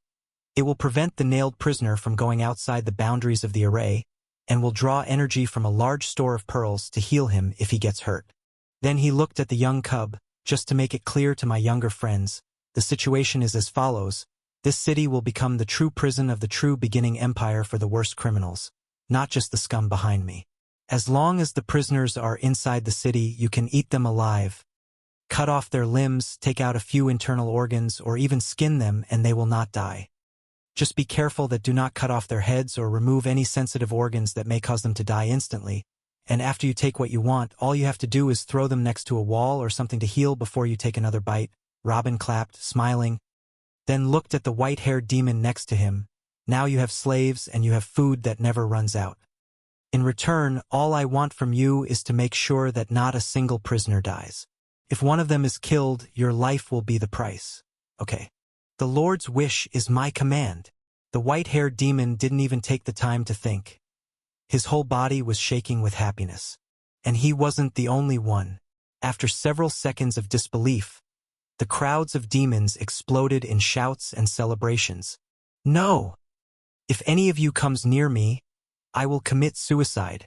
The giants also entered into a state of breakdown, but for different reasons they stood up and tried to scramble, taking advantage of their numbers to escape. What Robin spoke of now was a description of hell for them. You can't do this to us.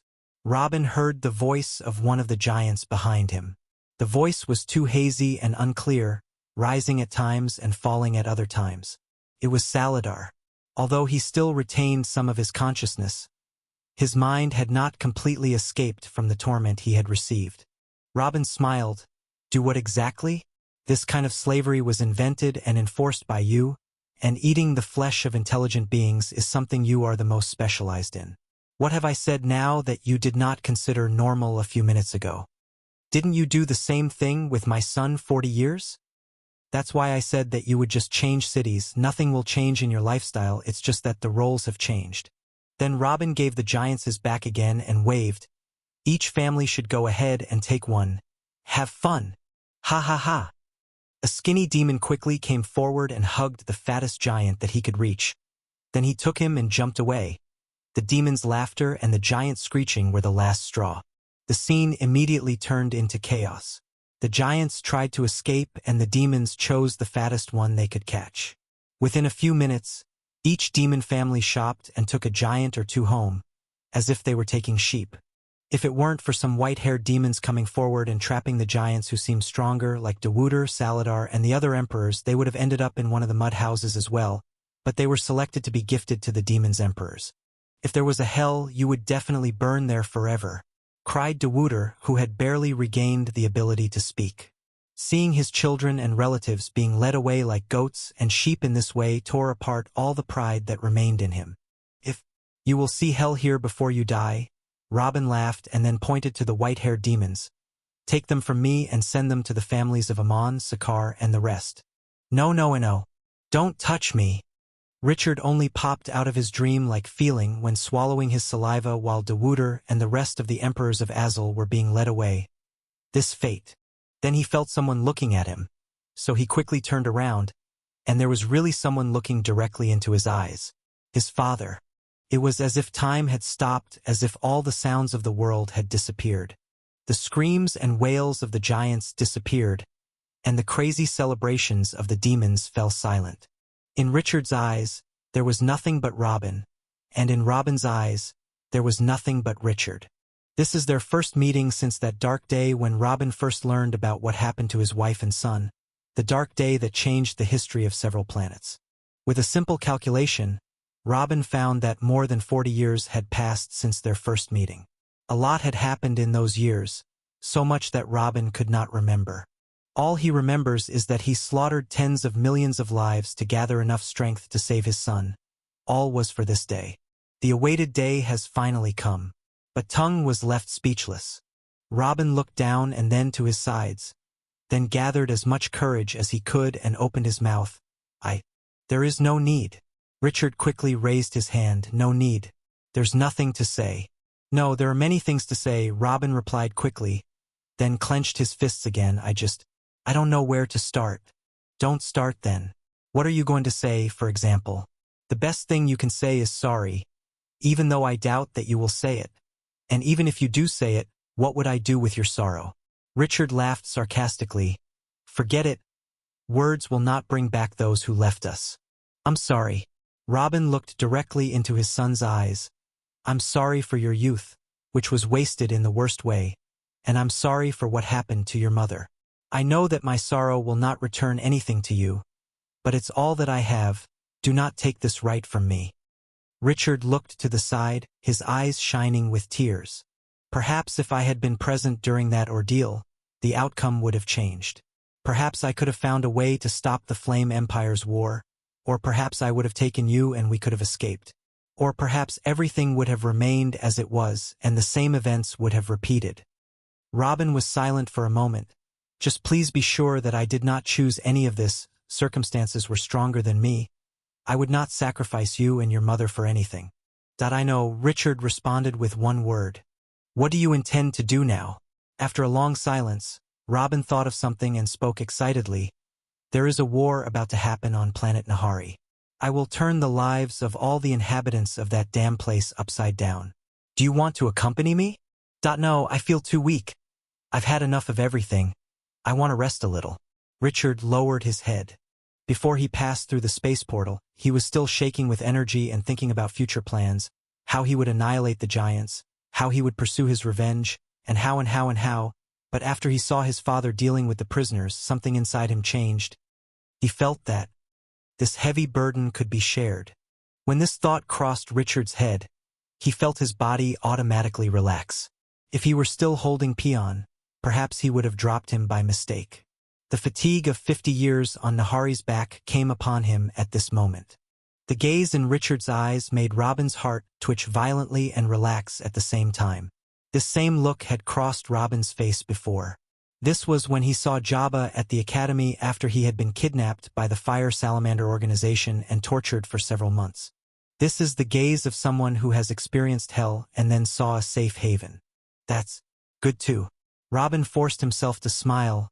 Why don't you rest in the Imperial capital? The safe and quiet there, and all the survivors of the Burton family and the Bradley family are there. Richard thought for a moment and then announced firmly, I want to go to Jura City first. The city has changed since the last time you saw it. Robin swallowed hard when he recalled the view of Jura City, or one could also say Jura Mass Cemetery. Billy had previously ordered the corpses of traitors and Flame Empire soldiers to be collected and burned outside the city. All of the city's original residents had been buried, so there were no longer corpses in the streets as before, but it was still not accessible to any sane person. The city was already covered in blood before Robin arrived with the demons that day, but after that massacre, there was no longer a drop of dirt in the city that was not mixed with blood, and there was no longer a standing building. The aura of bloodshed, anger, revenge, depression, and all the negative emotions accumulated there over a long period. Although it is under heavy guard day and night and is considered a tourist attraction for the inhabitants of planet Jura, Greenland, and even the Orphan's Blood Planet because it is the point that changed the course of their history, this does not change the fact that it has become a ruin surrounded by a wall. I know Third Brother told me what you did, but I want to take a look anyway. Richard nodded twice. All right then, I'll come with you. Robin took 2 steps forward. No. Richard raised his hands. You can continue your work. I want to be alone. Robin froze in place again and then smiled disappointedly. He couldn't find it in his heart to fully forgive me then. It's okay, your old father will stay here, but I can't let you go alone to Jura City. Your mind might not handle it. Robin shook his head and then looked at Caesar standing next to him. Sorry, I'm going to bother you a little. Take your younger brother to Jura City yourself and to wherever he wants to visit, then take him to the Imperial capital and introduce everyone to him. All right. Caesar laughed and patted Richard twice. Come on, little brother, or will you refuse my company too? Richard had no reason to refuse again, but he remembered something and quickly pointed to the small rocky tent next to him. But what about the third brother? Huh? Come on now, don't be arrogant. You are standing in front of the inventor of the life fire technique.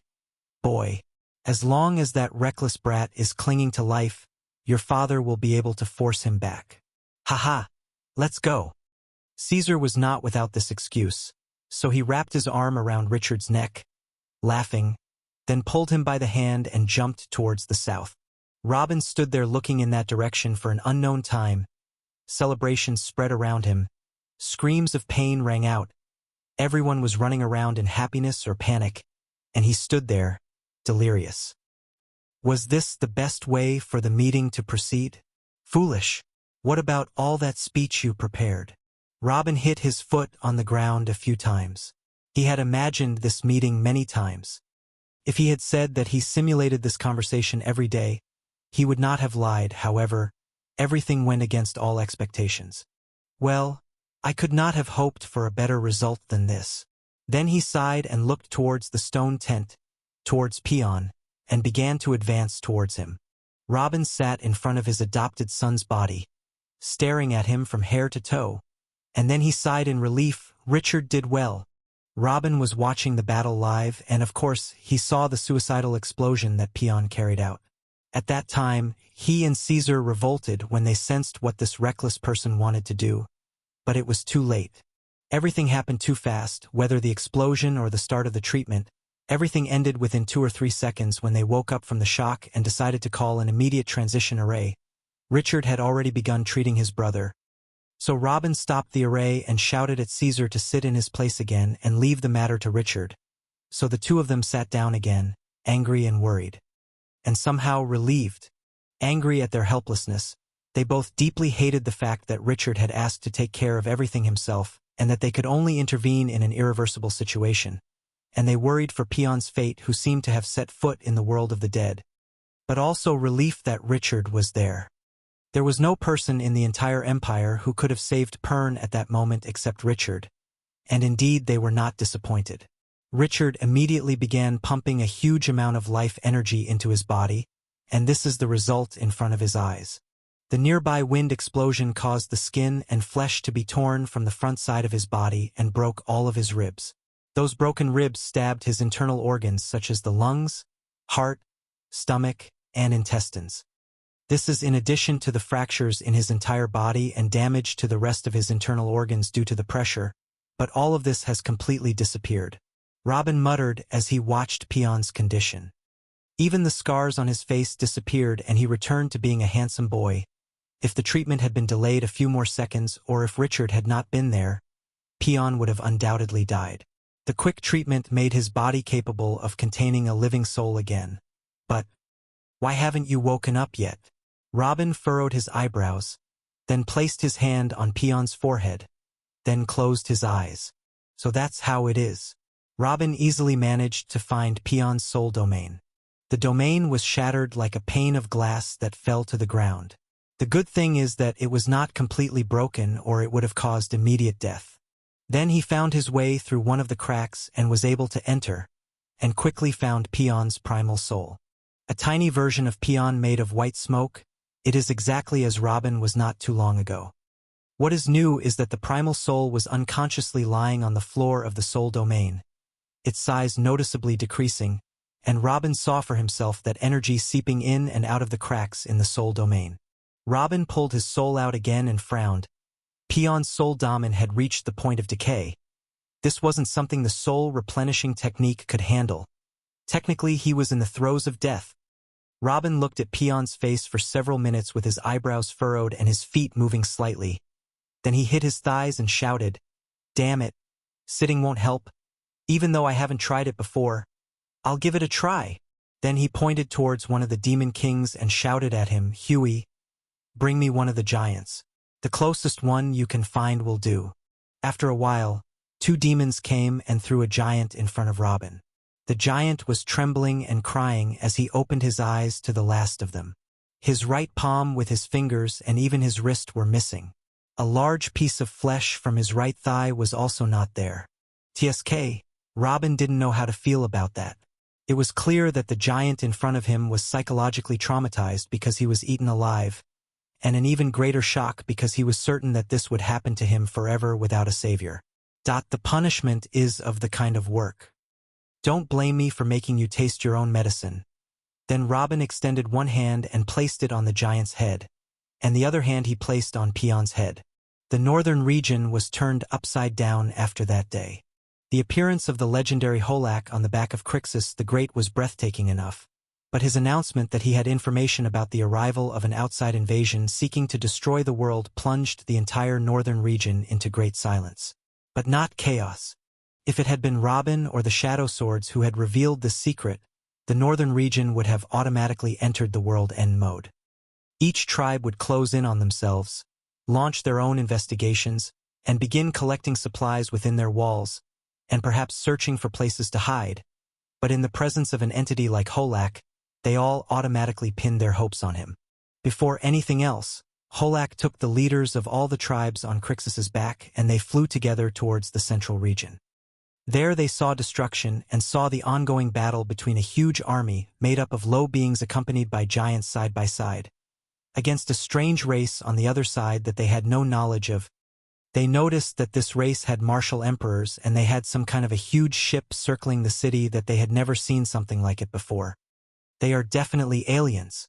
When some of them tried to intervene to kill everyone in the city in a fit of anger, Holak stopped them and gave them the same reasons that Robin gave him, then told them that the real army of invaders was coming and that they had to ally with each other and with the settlements of lower beings if they wanted the world to survive.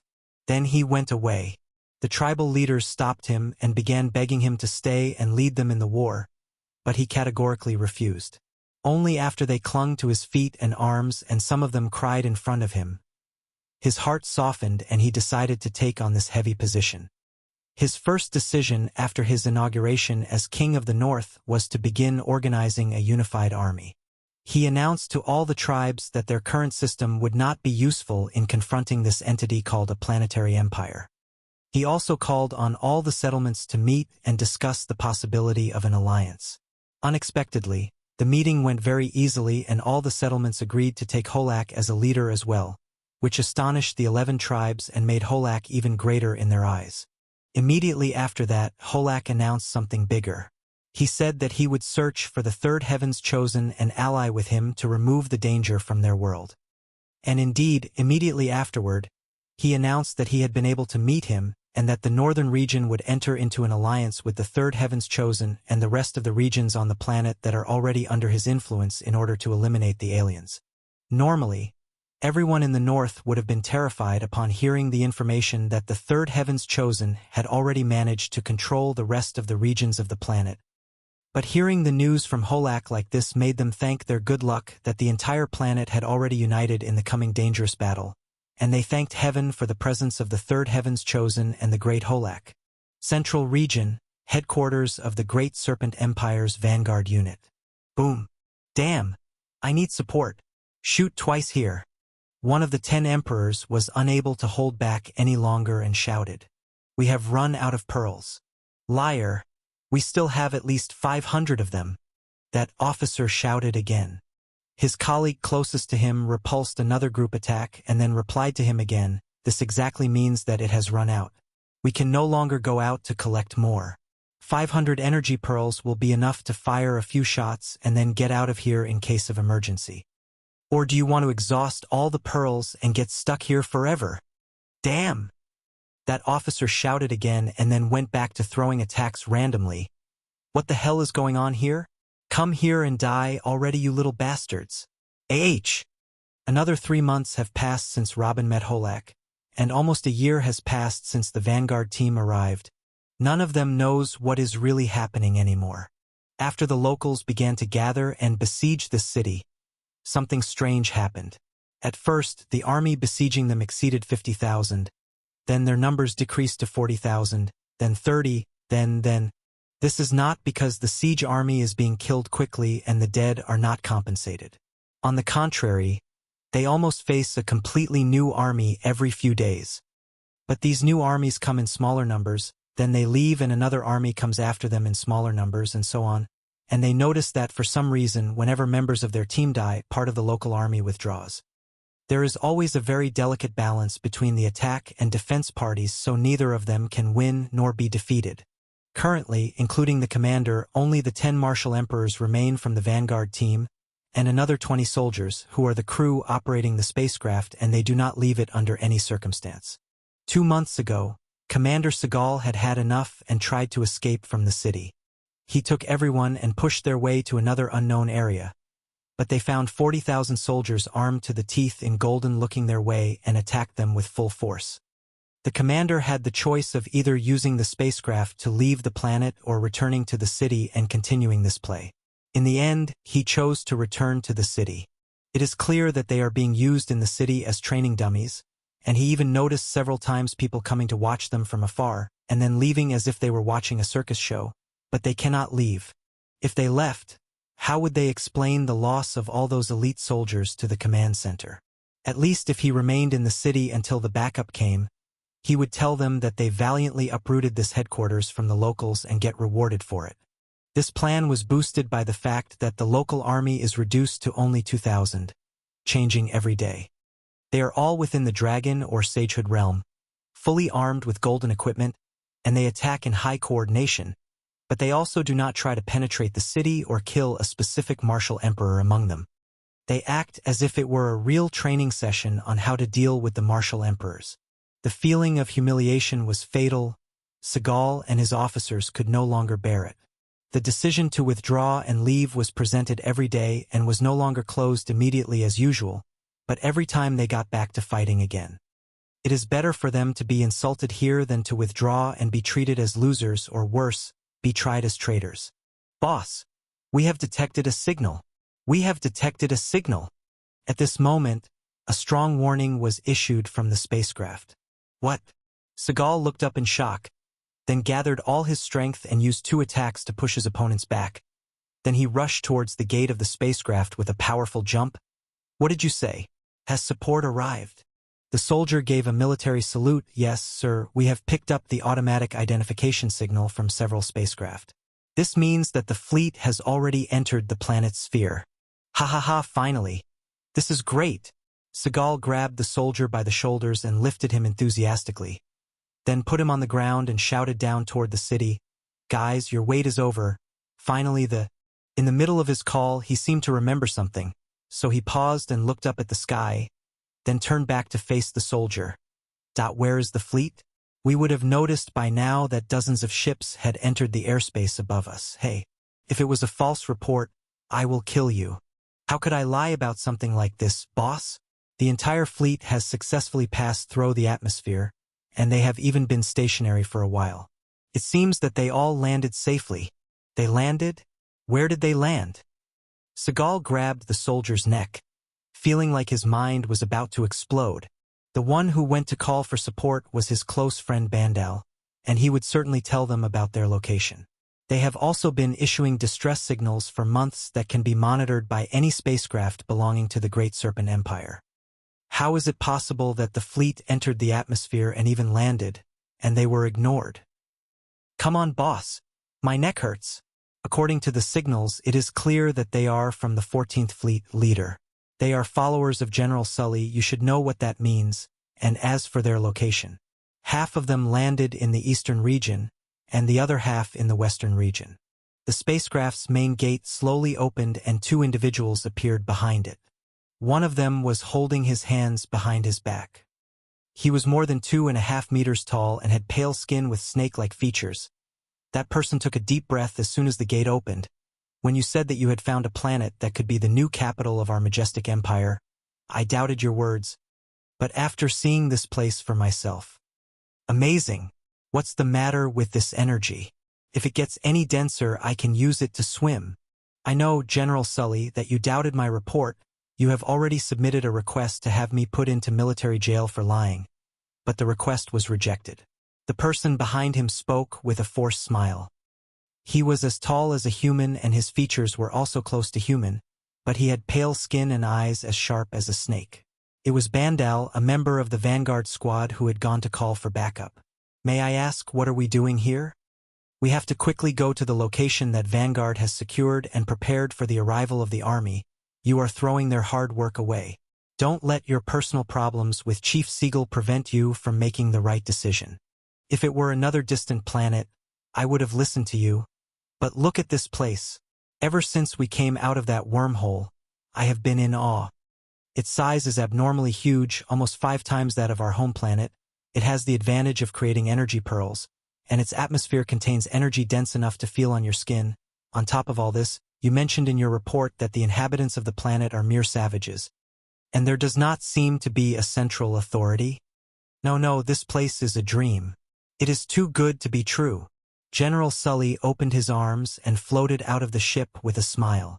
The gravity pulled him several meters before he could balance his body again. Then he laughed. Ha ha. Oh my heavens.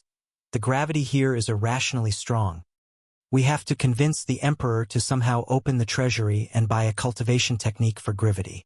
If we trained a legion of gravity users and stationed them here, we will have an impenetrable fortress that no other planetary empire would want to mess with us. This place is perfect in every way. Then he looked at Bandal as if he were looking at a fool. Doing great feats while subjugating this planet will undoubtedly earn me the rank of Marshal. I, Sully, will finally become Marshal number 10. But if I land there, it will be said that I used the base that the elite unit number 7 built as a starting point, and this will belittle my achievements and raise the value of your lowly unit. Why would I give that bastard Seagal such an achievement on a silver platter? Let him burn with the rest of his clowns in the middle alone, and I will over from the sides, haha. The general laughed loudly and then looked at Bandal with a smile. Of course, no one should hear about this. Huh? We'll say that the planet's strong gravity landed us here by accident. By coincidence? How could the fleet be divided and half of it landed in the west while the other in the east by coincidence? Bandal looked away. Are you saying something, Bandal? The general turned to him with some anger. No. I think Commander Seagal is the one who should come and join us quickly. Bandal panicked and quickly responded. Haha, right. Sully patted him on the back. You are smart, Bandal. And the fact that you have achieved such power and status with such a small share of Durger, the Devourer's blood, speaks volumes about your true potential. My offer is still open to you. Join me and I will make you a lieutenant immediately and triple your blood share. Do you know what this means? You will have enough blood to establish your own noble bloodline. Bandal took a step to the side. I will seriously consider the offer. The general fixed his eyes on Bandal for a few seconds and then shook his head. You want to consider an opportunity to take an increased dose of Durger's blood? Hesitating about something that will open up limitless horizons for you and your entire bloodline after you? Forget it then. It seems that Seagal is not the only idiot in that group, Humph. It's not like you have the authority to grant Durger the Devourer's blood anyway. Bandal looked to the side again and spoke in a low voice. Stop mumbling, you bastard, and go with the men. We have a lot of work today. Haha.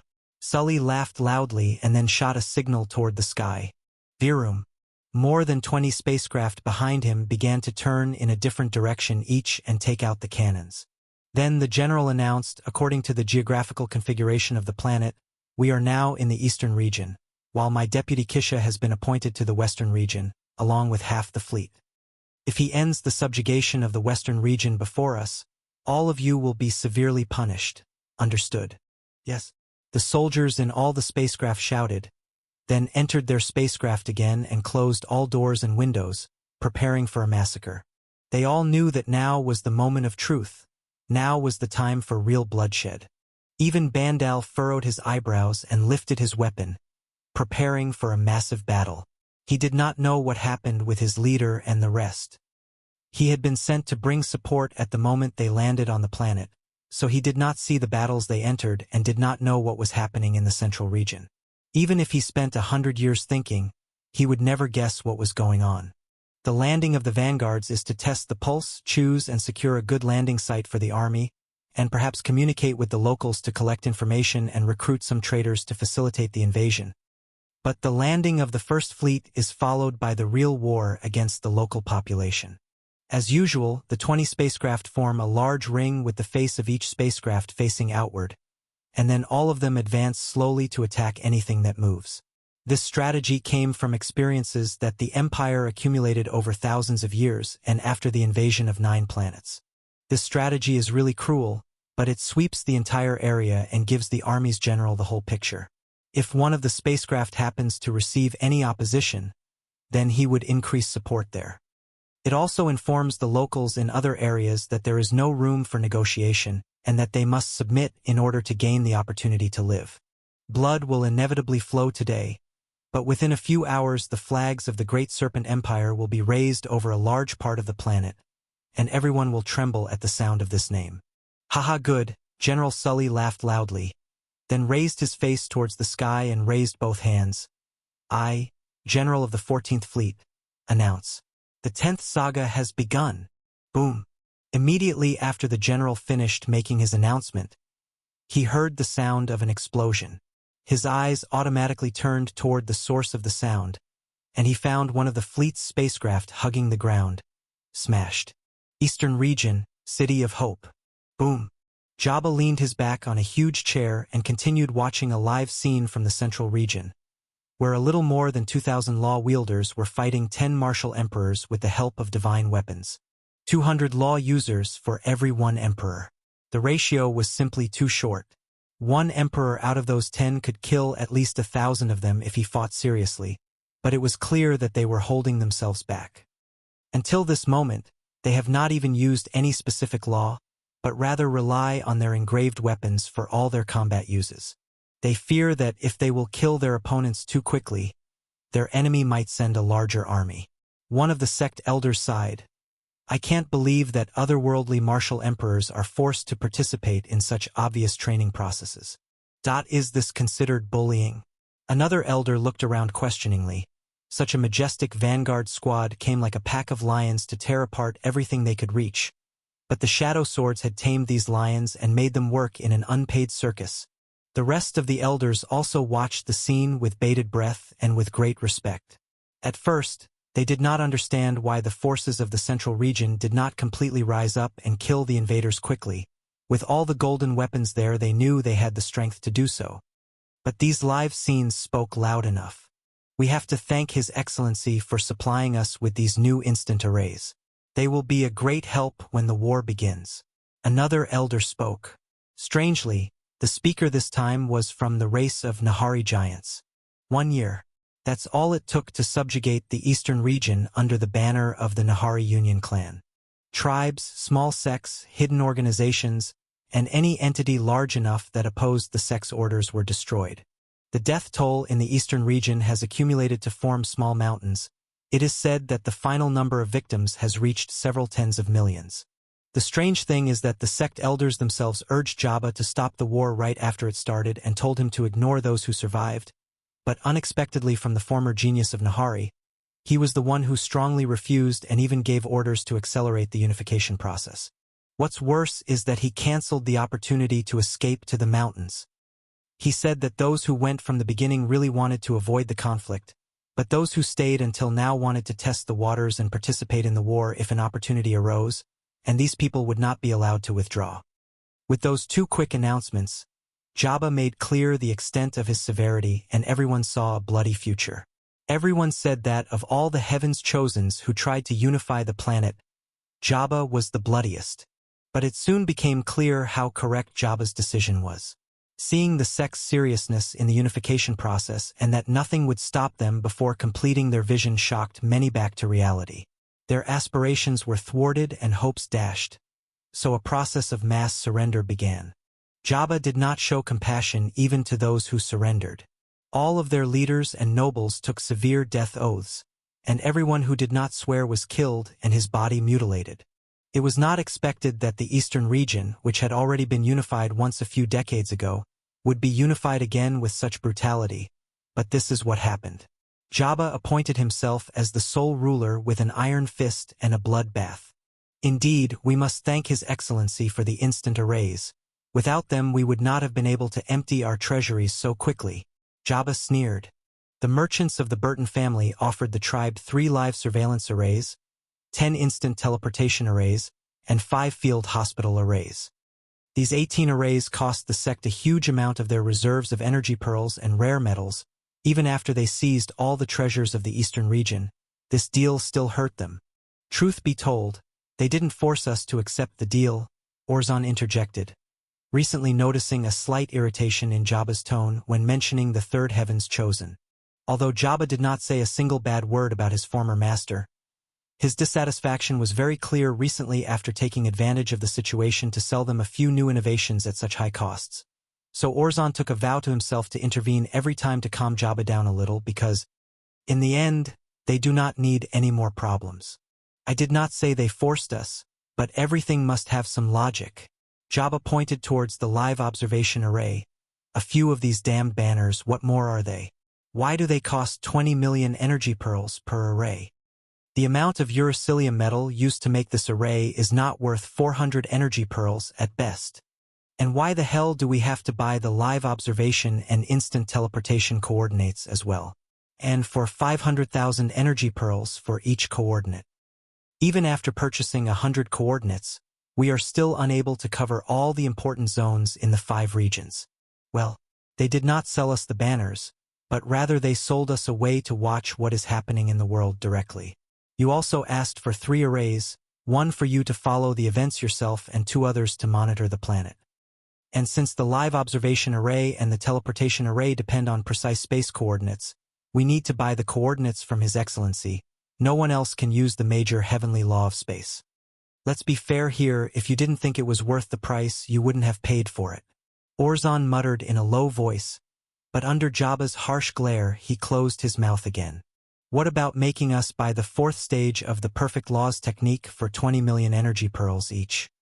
Or even worse, what about buying the super absorption technique for 30 million energy pearls, which turns out to be originally a combination of techniques that I created and gave to him for free.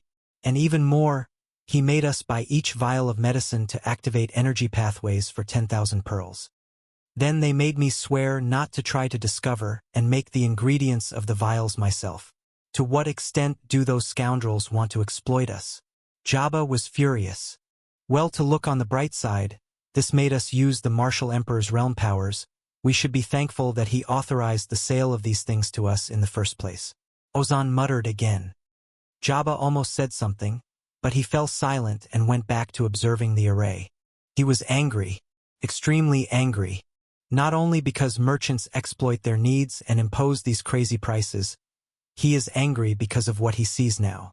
So far, His Excellency has not officially intervened on the planet, nor has he stationed any forces or united anyone under his name, but he is clearly leading and organizing the central region against the invaders, and there are also reports of similar movements occurring in the southern region, where unification wars have taken place under the leadership of the Shadow Swords. Didn't he say he doesn't care about the planet? Isn't it because of this that he left him and announced his separation as his disciple? Why is he making moves now? Does he intend to intervene or not? And if he intended to intervene, why did he forsake him so easily that day? Sect Master. Urgent report. A panting person quickly came in from outside. The Second Live Surveillance Squad has detected strange movements near the Desert of Death. Please take a look. Then that person moved and placed new coordinates on the Senate surveillance array, and a new image appeared in front of them. There were more than 20 giant spacecraft slowly approaching the ground, all of them resembling the spacecraft hovering in the central region. Jabba stood up slowly. He did not look surprised, more so than he was firm and somewhat hopeful. Waiting all these years had been unsettling and nerve-wracking. Finally, the decisive moment had arrived. Let's welcome our guests. They have chosen to land with us, so we must receive them properly. Prepare the instant teleportation arrays. 2 hours later, General Sully looked down and watched one of his ships burning. Virum. But he did not have time to comprehend, because at this moment another ship was being pushed by gravitational waves towards the closest ship, and within moments a major collision would occur. Who dares to touch my 14th fleet? The general shouted angrily, then activated a feature in his armor that appeared in front of the source of the energy waves. He took out a giant halberd and with a boom he attacked that point without hesitation. The spacecraft finally escaped the influence of the gravitational waves, but stronger waves emanated from that spot to counter the general's attack. Boom! The general's attack broke through the gravitational waves after a little resistance and made contact with the ground, creating a huge crack. High-level Emperor, level 47, I guess. This is going to be a little exhausting. Then a figure came out from that spot. His appearance suggested that he was a human wearing mostly black armor with several gold pieces on it and holding a war hammer twice his size. That person looked up at General Sully. Thank you for choosing this region to land. Now I will end the war before it starts. You will all die here. It's really annoying to use a law of gravity on a planet like this.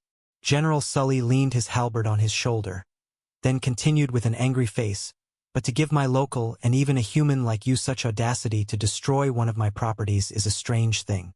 What should I do with you now? Skin you alive or keep you prisoner and throw you into the cave of despair later? Who said that my audacity came from my strength alone? You are not the only one with an army. Jabba laughed and then raised his hand in a gesture. General Sully furrowed his eyebrows.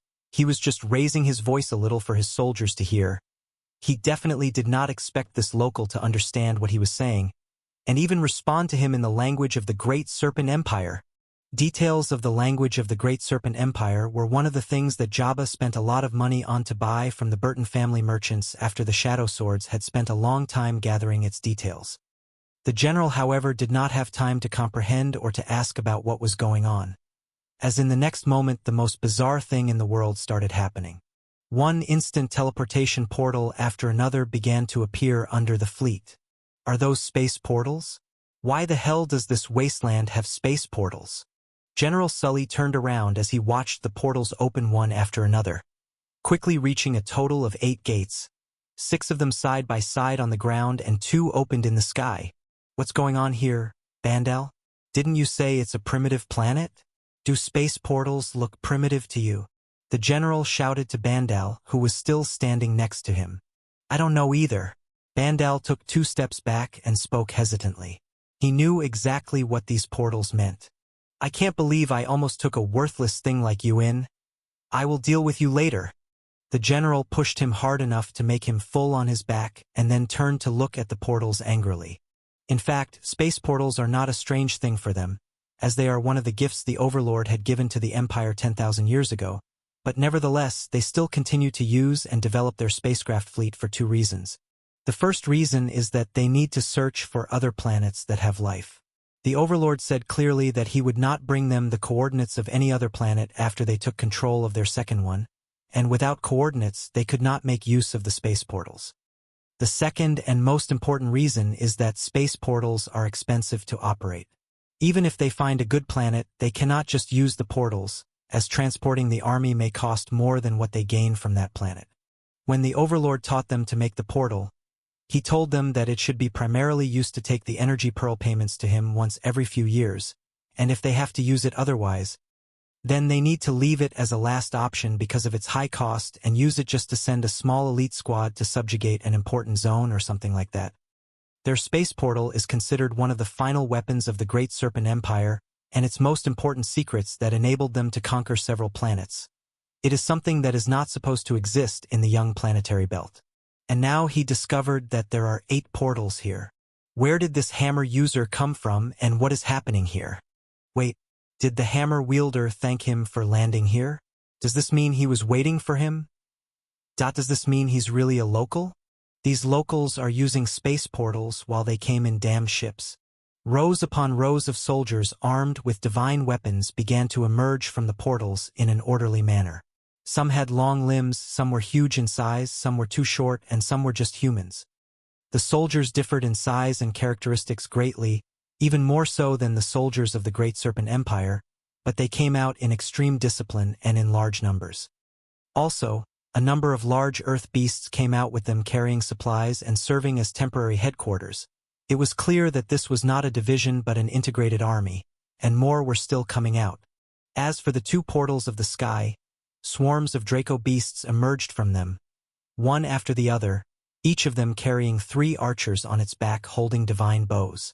The composition of the Sex army did not differ much from the composition of the army of the true beginning empire during the invasion of Greenland. After all, Jabba was the commander of the 6th Army at that time and had great experience with this formation. These numbers. My money! The general placed his free hand on his head as the number exiting the portal quickly reached a few thousand. You wasteful bastards! You wasteful bastards! My precious pearls! General Sully couldn't take it anymore, so he raised his halberd. Attack! Kill them all! Destroy these portals before they wipe out the planet's entire stock of energy pearls. Boom! The spacecraft directed their cannons at the new arrivals and began firing. Each shot could kill a saint or seriously injure a sage, yet not even a scratch was found on any of the Sex soldiers. Spacecraft cannons are one of the designs provided to them by the Overlord as well, and they are stronger or weaker depending on the amount of energy that is provided to them, but of course not much is provided to them because they swallow energy if even the opportunity, so they are usually intended for destroying cities and dispersing crowds, or providing fire cover in open battles, but it is sure not so weak that it does not affect anyone in an open battle like this. General Sully furrowed his eyebrows upon seeing this. It was clear that the enemy's individual strength was much greater than he had imagined. Their armor and shields were extraordinary too. But he did not come here to be surprised or retreat. He raised his hand and made another signal. Move your asses. Kill them all. The spacecraft doors opened and large numbers of soldiers began to exit, all wearing shining silver armor and their helmets designed to take the shape of a snake's head. The soldiers of the Great Snake Empire tried to fly from the beginning and rain down attacks on the soldiers on the ground, but they soon learned why all of their enemies were on the ground. After trying to stay afloat for a few seconds, they all fell to the ground as well like meteorites. Except for 50 individuals, those managed to stay afloat. The soldiers of the Great Serpent Empire descended from the spaceships one after the other as if it were raining soldiers, but they all landed on their feet balanced. It was clear that these soldiers were experts and well-trained in adapting quickly. Within a few minutes, there were more than 60,000 soldiers on the ground, all of them in their military formations. On the other hand, the number of the Sect's soldiers has already reached more than 20,000 and is still increasing. Among the 8 portals, there were 5 gates that spat ground forces in abundance, all of them wearing white divine armor. These are the armor and weapons that were made within the Sect using the old techniques that Robin left for them. There are 2 portals in the air from which the Draco Legion exits, and their riders are also wearing that white armor. There was only 1 portal that exited soldiers wearing golden armor inlaid with black parts and carrying weapons with completely black blades. Their numbers were clearly smaller compared to the rest. The land, which was completely empty a few minutes ago, is now filled with tens of thousands of soldiers. The blue dirt on the ground could no longer be seen. Humph, just useless formalities. End this farce and seize the portals for me. I don't want to lose any soldiers to these scum. General Sully waved unconcernedly, with a look like there was no need for lineups and plans, and all of this in front of a group of locals, no matter how powerful they were. Yes, General. The 50 martial emperors floating next to him responded with a military salute and turned their attention to the Sect forces with disdain.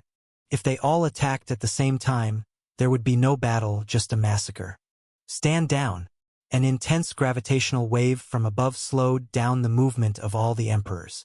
The general quickly composed himself as he was forced down a few meters. TSK, an emperor using a gravity path law on a planet that already has a high gravity feature is a huge inconvenience, and it's clearly a very high minor law AR that if not the major law itself.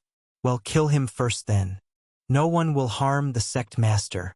From among the Sect's army, several people jumped and all of them remained in the air around Jabba.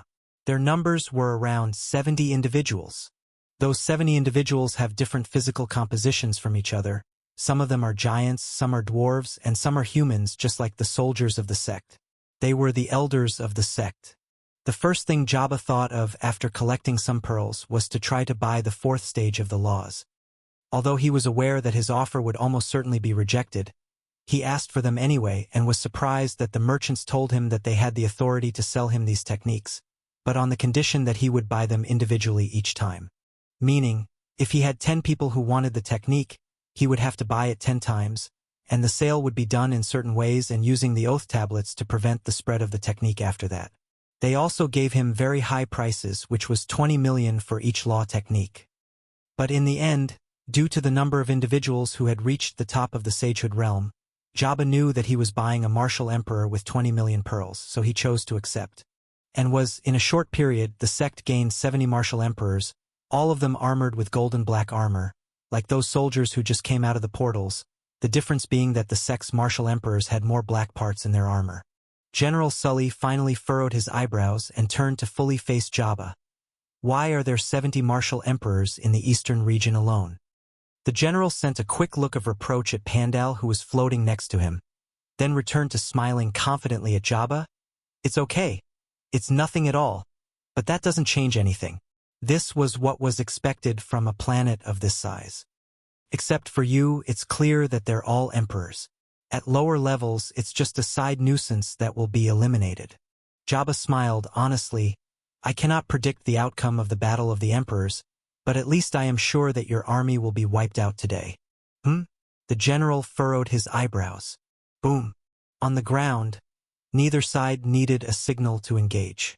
A reckless dwarf with a large beard came forward from the side of the clan and brought his hammer down on the head of a soldier close to him, and from that point, the battle began immediately. General Sully finally furrowed his eyebrows and turned to fully face Jabba. Why are there 70 martial emperors in the eastern region alone? The general sent a quick look of reproach at Pandal, who was floating next to him, then returned to smiling confidently at Jabba. Don't give me that smirk. You having martial emperors doesn't change anything.